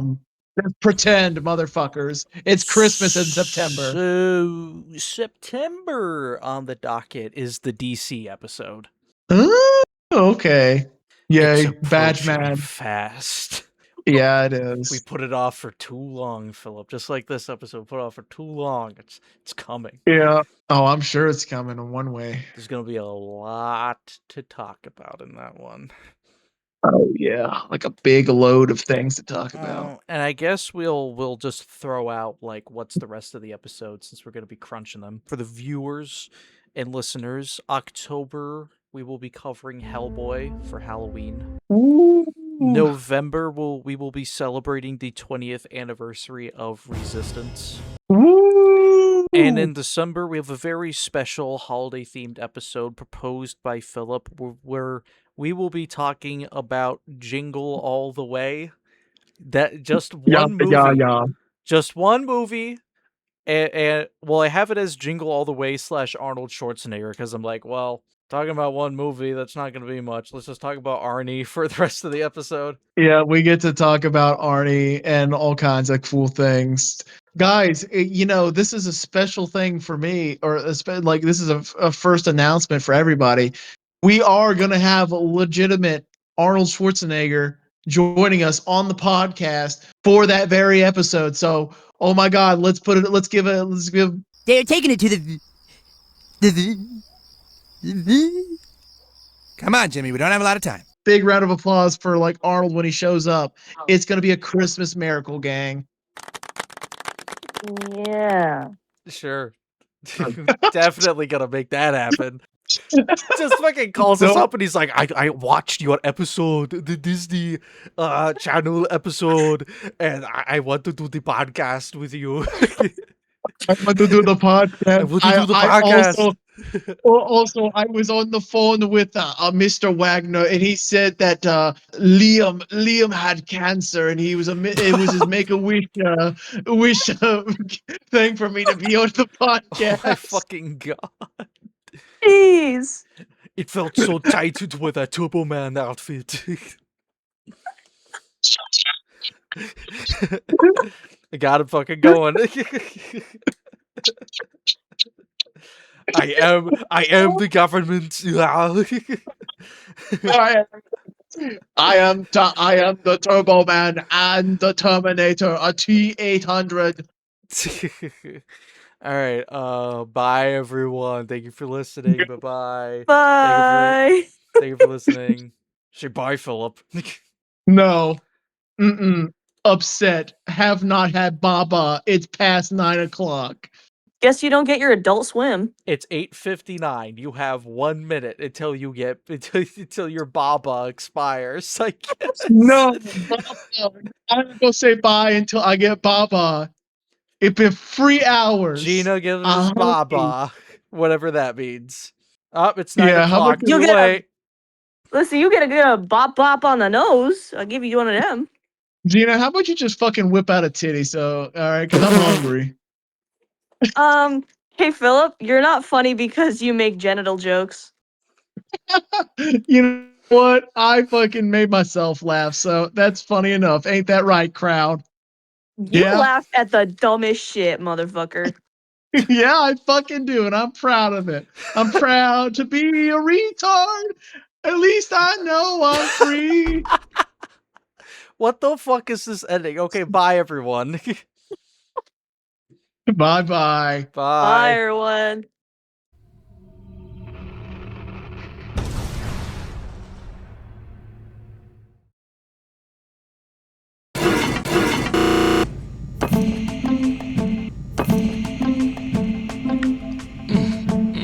You want that piece? I ate the whole plate. The whole plate. Fuck that!